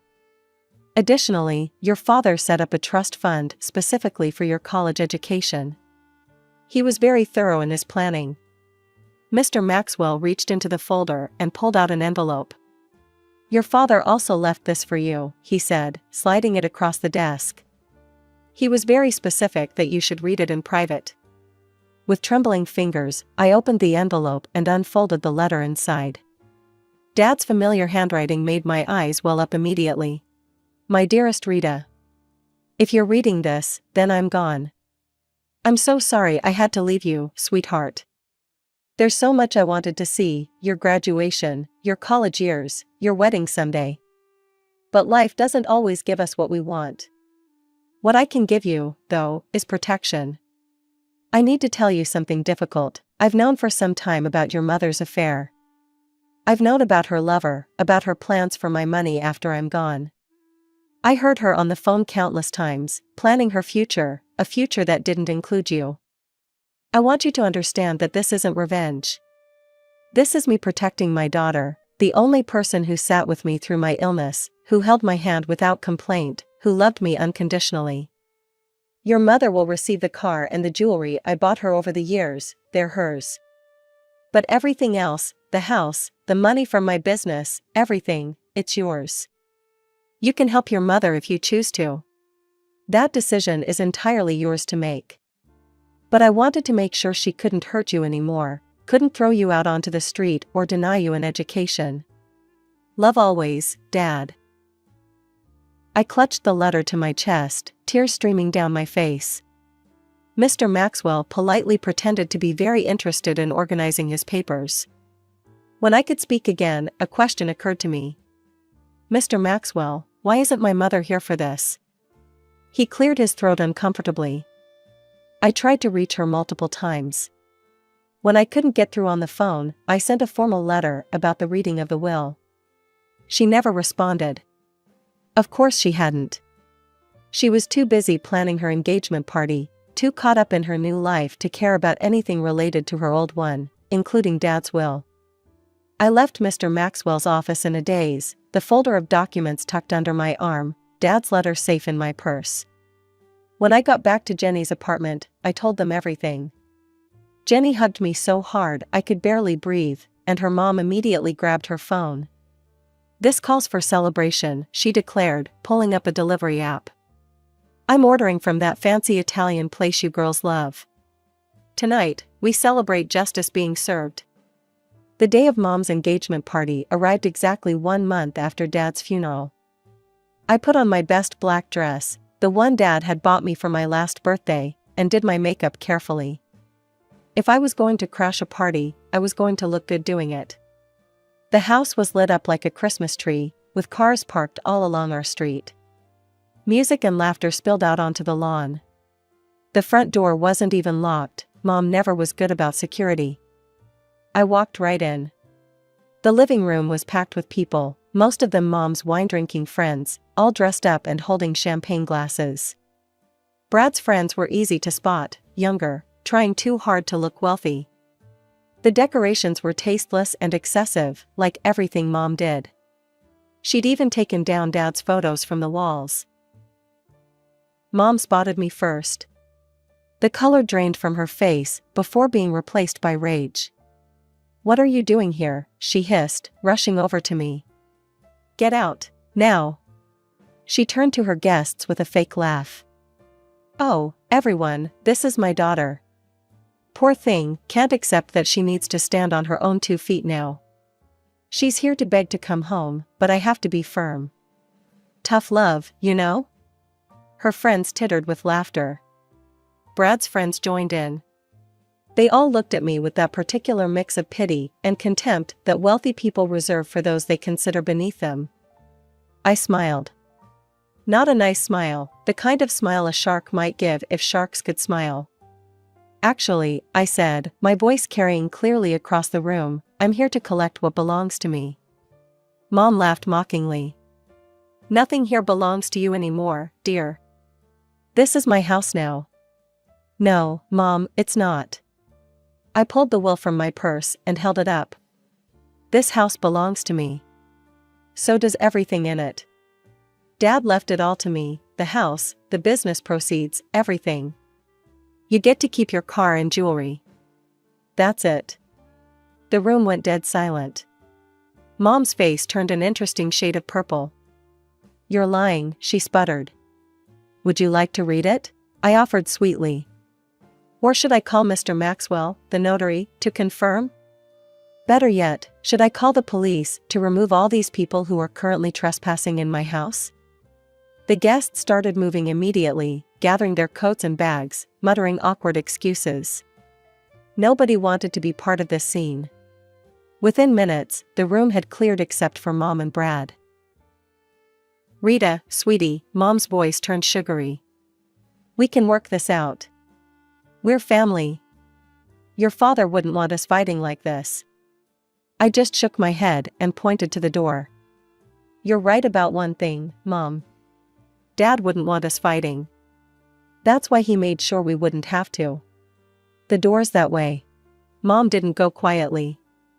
She never did anything quietly. You ungrateful little bitch, she screamed, her perfect makeup running with angry tears. After everything I've done for you. Brad stood awkwardly beside her, his eyes darting between Mom and me, then to the door, like he was calculating his escape route. I noticed he'd stopped touching her, had actually taken a few steps away from her meltdown. Everything you've done for me? I laughed, but there wasn't any humor in it. Like abandoning me when I was 9?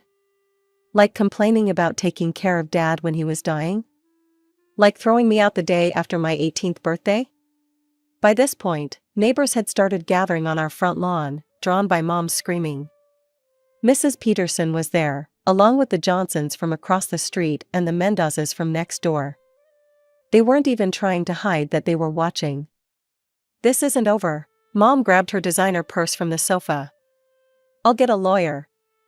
I'll contest the will. Good luck with that, I said calmly. Dad made everything legally bulletproof. But hey, feel free to waste whatever money you have left on lawyers. That's when I saw it, the moment Brad's expression changed. He looked at Mom like he was seeing her for the first time, and he didn't like what he saw.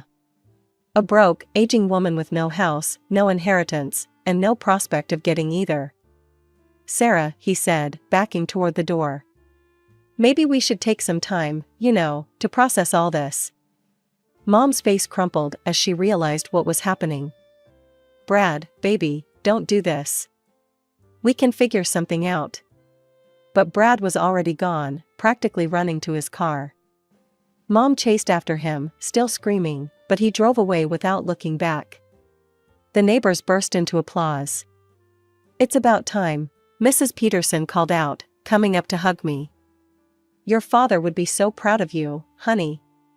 One by one, the neighbors came up to express their support. Mrs. Mendoza brought over a casserole. You can't live on takeout forever, Majida, and Mr. Johnson offered to help me change the locks, just in case. Over the next few weeks, I heard bits and pieces about Mom through the neighborhood grapevine. Brad had broken off the engagement immediately. Apparently, a woman with no money and no house wasn't what he'd signed up for. Mom had tried staying with various friends, but they all suddenly became too busy to host her. Her expensive friends disappeared as quickly as Dad's money had. The last I heard, she'd moved to Florida to live with a second cousin, the only relative willing to take her in. She tried calling me a few times, leaving voicemails full of tears and apologies and requests for money. I blocked her number. I graduated high school with honors, just like Dad always knew I would. Jenny's mom and Mrs. Peterson sat in the family section, cheering louder than anyone when I walked across the stage. The college fund Dad set up meant I could attend any university I wanted, so I chose Dad's alma mater, a great business school on the West Coast. I'm majoring in business administration with a minor in agricultural studies. Maybe someday I'll start my own company, like Dad did.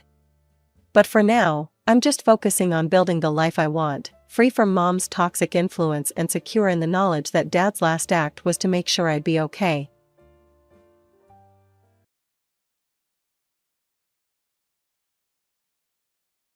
My name is Gina Mitchell, and at 35, I thought I had everything figured out. I had a good job as a project manager at a software company, a comfortable apartment that I'd bought before getting married, and what I thought was a happy family, my husband Mark and our 7-year-old daughter Emma. "Gina, you're obsessing over those spreadsheets again," Mark would say, leaning against the doorframe of our home office, his dark hair slightly messy as always. "Come on, let's order takeout and watch a movie with Emma." I'd look up from my laptop where I'd been calculating our monthly savings, trying to figure out how to reach our goals faster. "Just 5 more minutes. I think if we cut back on eating out, we could put away an extra $300 this month." Mark would roll his eyes.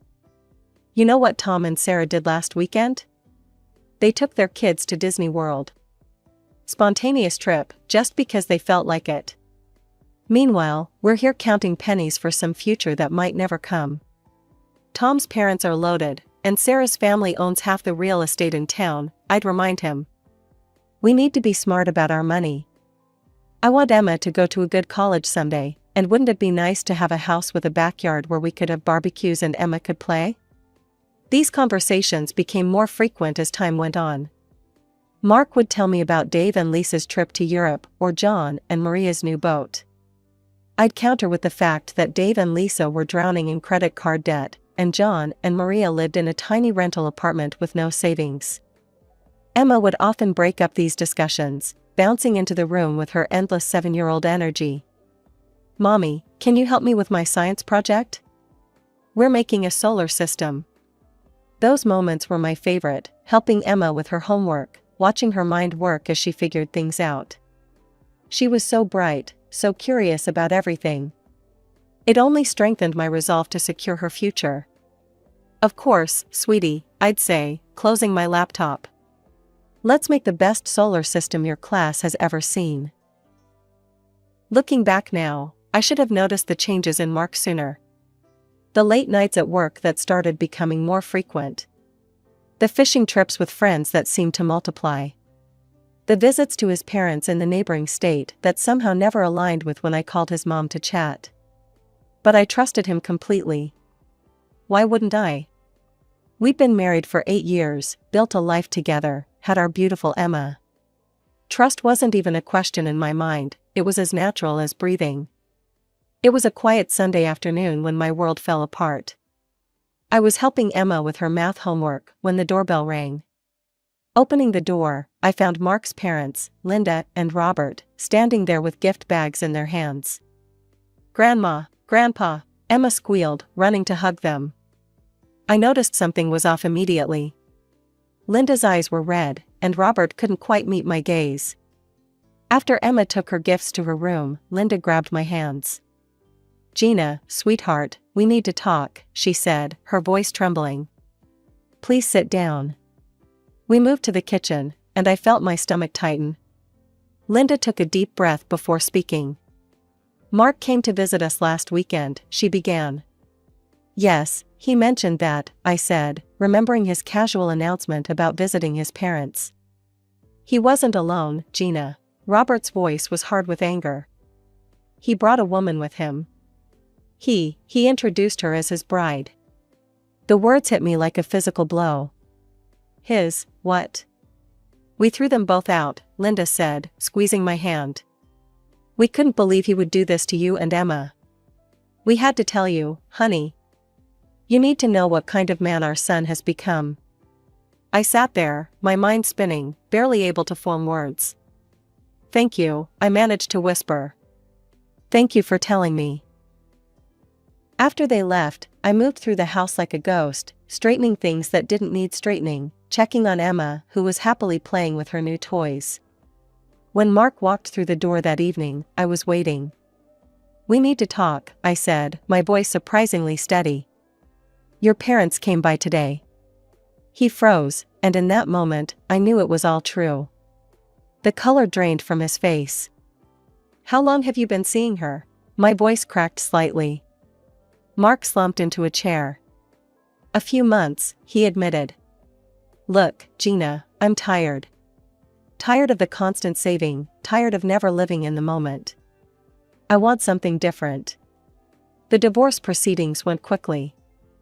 I kept my apartment since it was mine before the marriage, and Mark agreed to pay alimony, though it wasn't much. Thank God I'd insisted on keeping our savings account well stocked. It gave me breathing room to figure out our new normal. I threw myself into two things, Emma and work. I hired Sarah, a wonderful college student, to watch Emma after school, and I marched into my boss's office. "I want the challenging projects," I told him. "The ones nobody else wants to touch. I'll make them successful." He raised an eyebrow, but gave me a chance. I worked harder than I ever had before, staying late after Sarah took Emma home, coming in early, taking on the projects everyone else avoided. Within months, I had turned around 3 impossible projects. The bonuses started coming in, followed by a promotion. 5 years after the divorce, I stood in front of my new house, holding the keys in my hand. It was everything I'd dreamed of, a beautiful 2-story home with a spacious backyard where I could finally host those barbecues I'd always wanted. Emma, now 12, ran from room to room, claiming the largest bedroom upstairs as her own. During those years, I'd tried dating a few times. James from work asked me out for coffee, and there was Michael, a nice accountant I met at a conference. But nothing ever felt right. After Mark's betrayal, I found it hard to let anyone get too close. Besides, I had everything I needed, my daughter, my career, and now our dream house. Linda and Robert remained a constant in our lives, which surprised some people who thought in-laws would disappear after divorce. But they were more than in-laws to me, they were family. They spoiled Emma rotten, showing up with thoughtful gifts and taking her for weekends at their house during holidays. I never objected, their love for her was genuine, and Emma adored them. The years flew by, and before I knew it, Emma was graduating high school. She got accepted into Berkeley, her dream school, and, thanks to my careful planning and hard work, I could afford to send her there. The first few months of college, she called almost every day. "Mom, my roommate is amazing," or "Mom, you won't believe what happened in psychology class today." I lived for those calls, but gradually, they became less frequent. First weekly, then bi-weekly, then, whenever she needed something. "Mom, everyone here has the new iPhone. Mine looks ancient." "Mom, there's this amazing designer bag on sale." "Mom, my friends are all going to Cancun for spring break." I tried to be reasonable. "Honey, these are expensive things." When I was in college, I worked at the campus bookstore to earn extra money for things I wanted. The snort of derision from the other end of the phone felt like a slap. "Mom, stop with the 'when I was your age' stories. I know you make good money now." Jessica's mom bought her a car for her birthday, and they're not as well off as we are.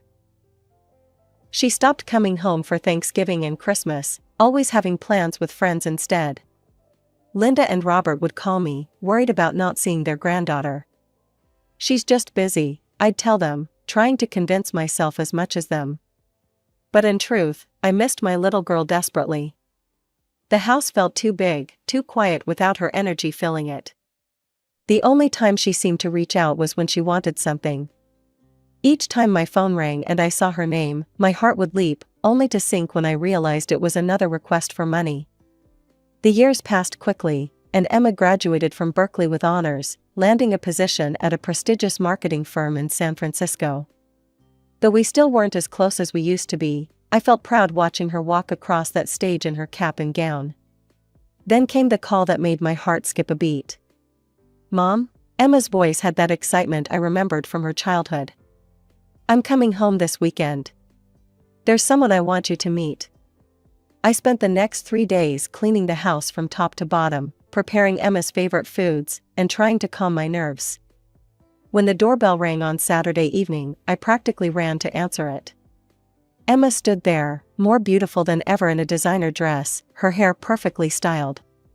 Beside her was a tall, handsome man in an expensive suit. "Mom, this is Bradley Thompson," she said, beaming. "My fiancé."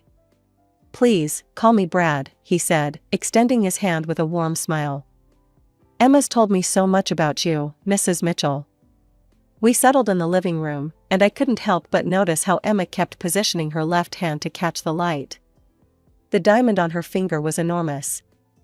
"Brad's family owns Thompson Industries," Emma announced proudly. "The ring is from Cartier." "It's beautiful," I said sincerely. "I'm so happy for you both."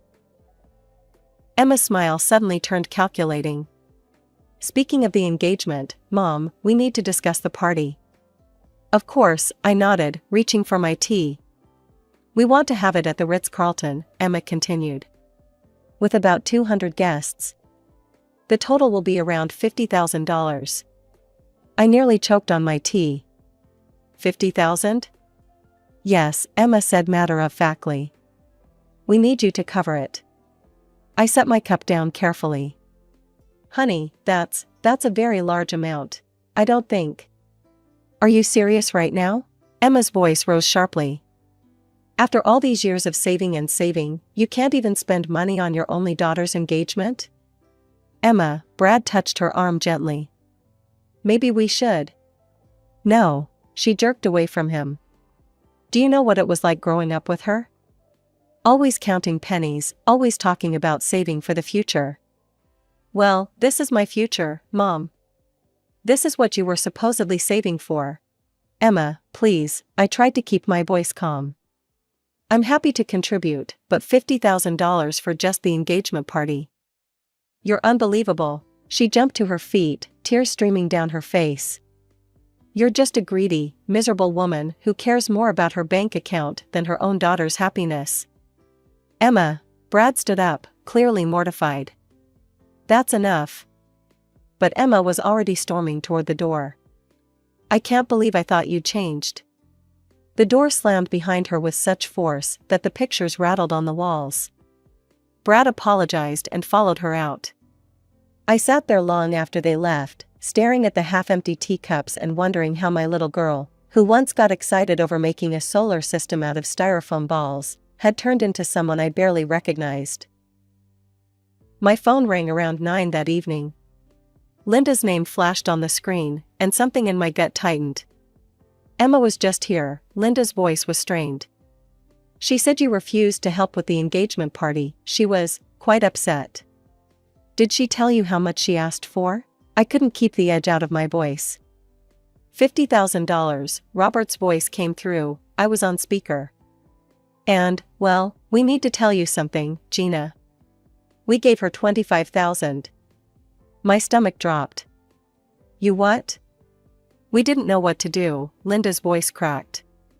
She was crying, saying her own mother didn't love her enough to help with her engagement. We took it from our retirement savings." I felt sick.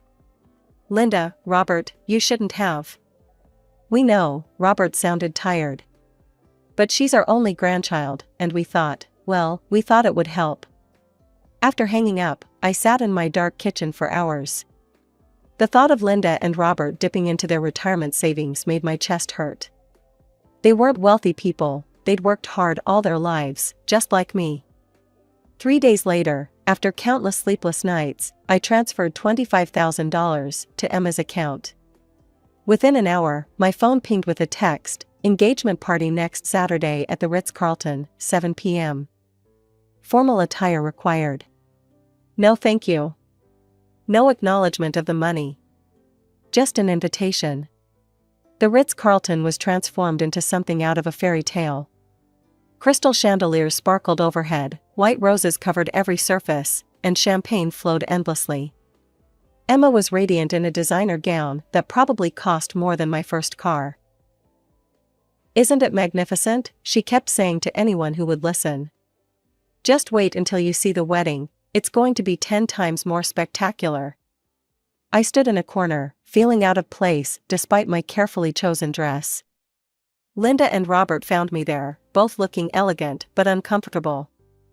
I watched Emma holding court among her friends, all of them draped in designer clothes and dripping with jewelry. She was showing off her ring to a new group of admirers, her laugh carrying across the room. "The wedding will be the event of the season," I overheard her telling her friends. "We're sparing no expense. It's going to be absolutely perfect."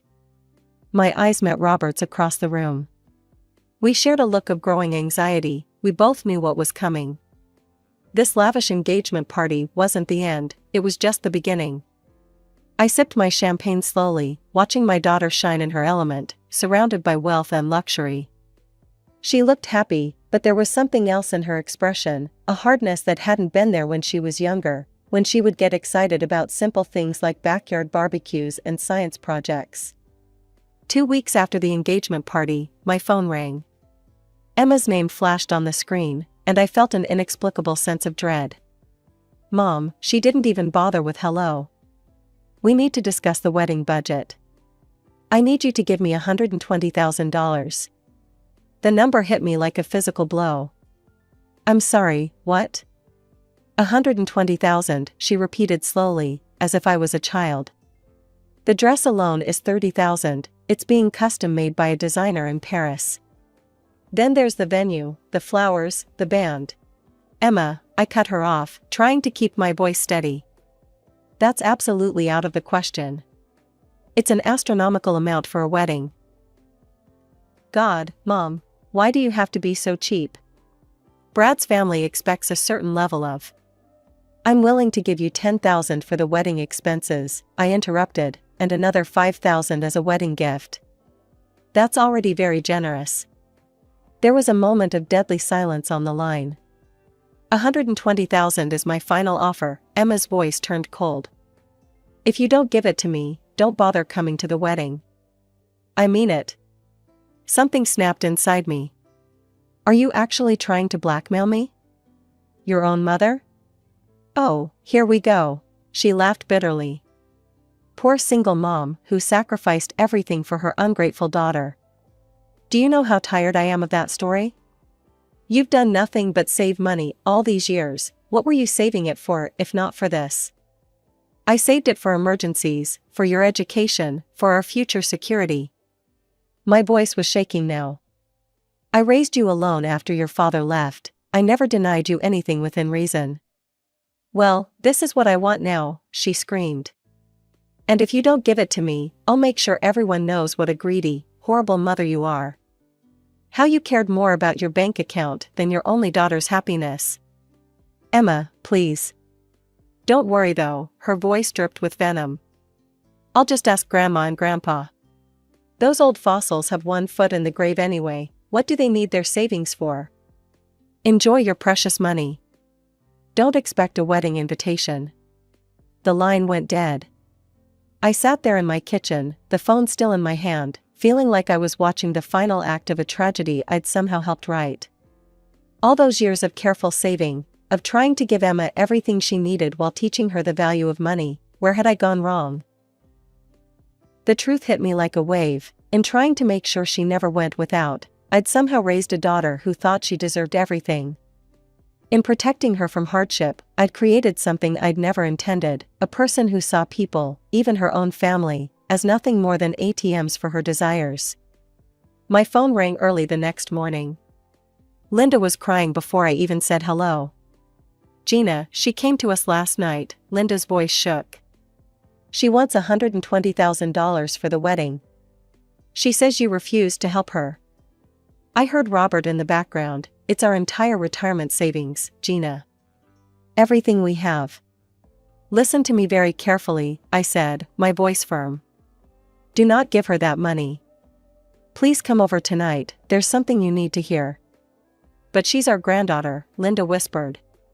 "Maybe we could take out a second mortgage." "Tonight," I insisted. "Please trust me on this." They arrived around 7, looking worn and troubled. I sat them down in my living room, my hands shaking slightly as I pulled out my phone. "I need to show you something," I said. "And it's going to be painful. But you need to hear this before you make any decisions." I pressed play on the recording from yesterday's conversation. Linda and Robert sat perfectly still as Emma's voice filled the room. "Those old fossils have one foot in the grave anyway. What do they need their savings for?" Linda's hand flew to her mouth. Robert's face turned ashen. "There's more," I said softly, letting the recording continue, playing Emma's cold calculations and cruel dismissal of the people who had loved her unconditionally since the day she was born. By the time it finished, they were both crying. Linda's shoulders shook with silent sobs, while Robert stared straight ahead, tears rolling down his weathered cheeks. "I'm so sorry," I whispered, my own eyes filling with tears.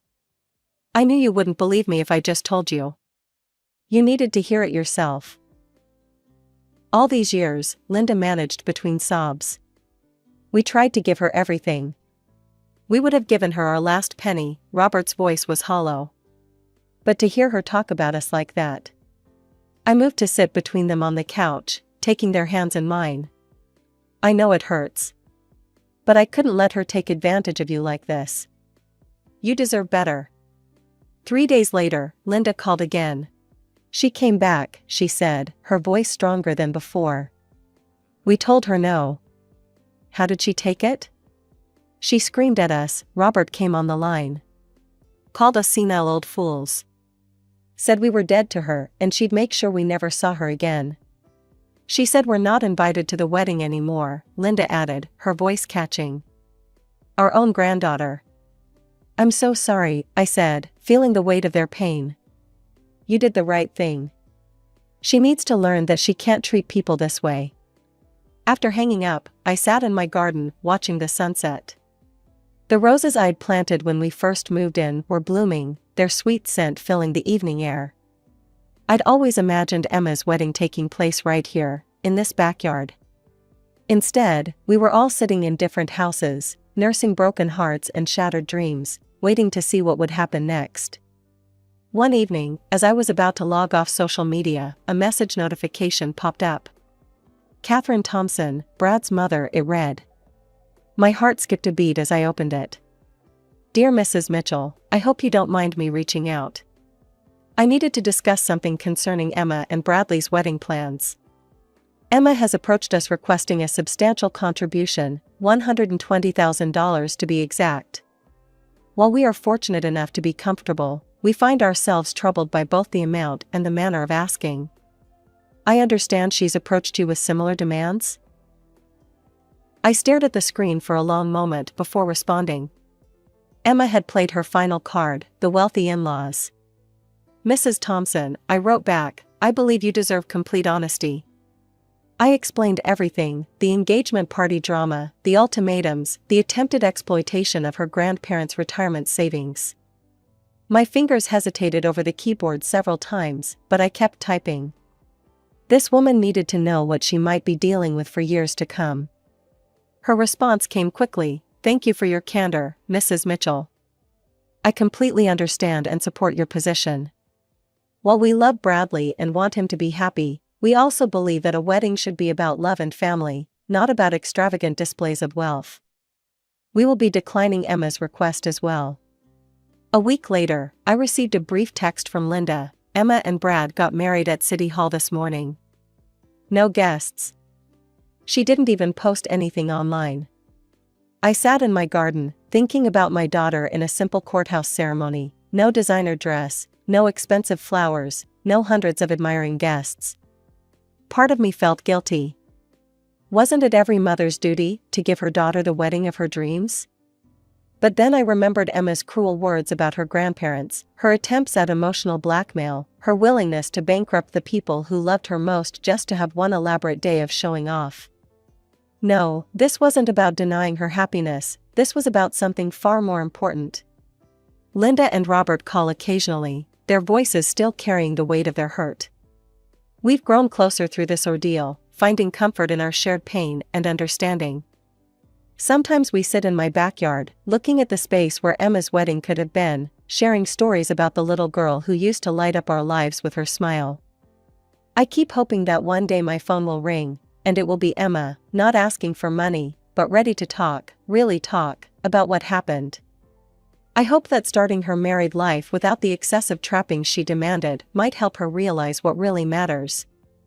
Until then, I tend to my garden, work at my job, and keep my door unlocked, just in case. The path to reconciliation is there, waiting to be walked, but the first step has to come from her.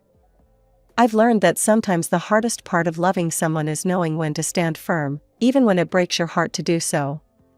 Maybe one day we'll host that backyard barbecue together again. Until then, I wait, and hope, and remember the daughter I raised, and pray that somehow, someday, she'll find her way back home.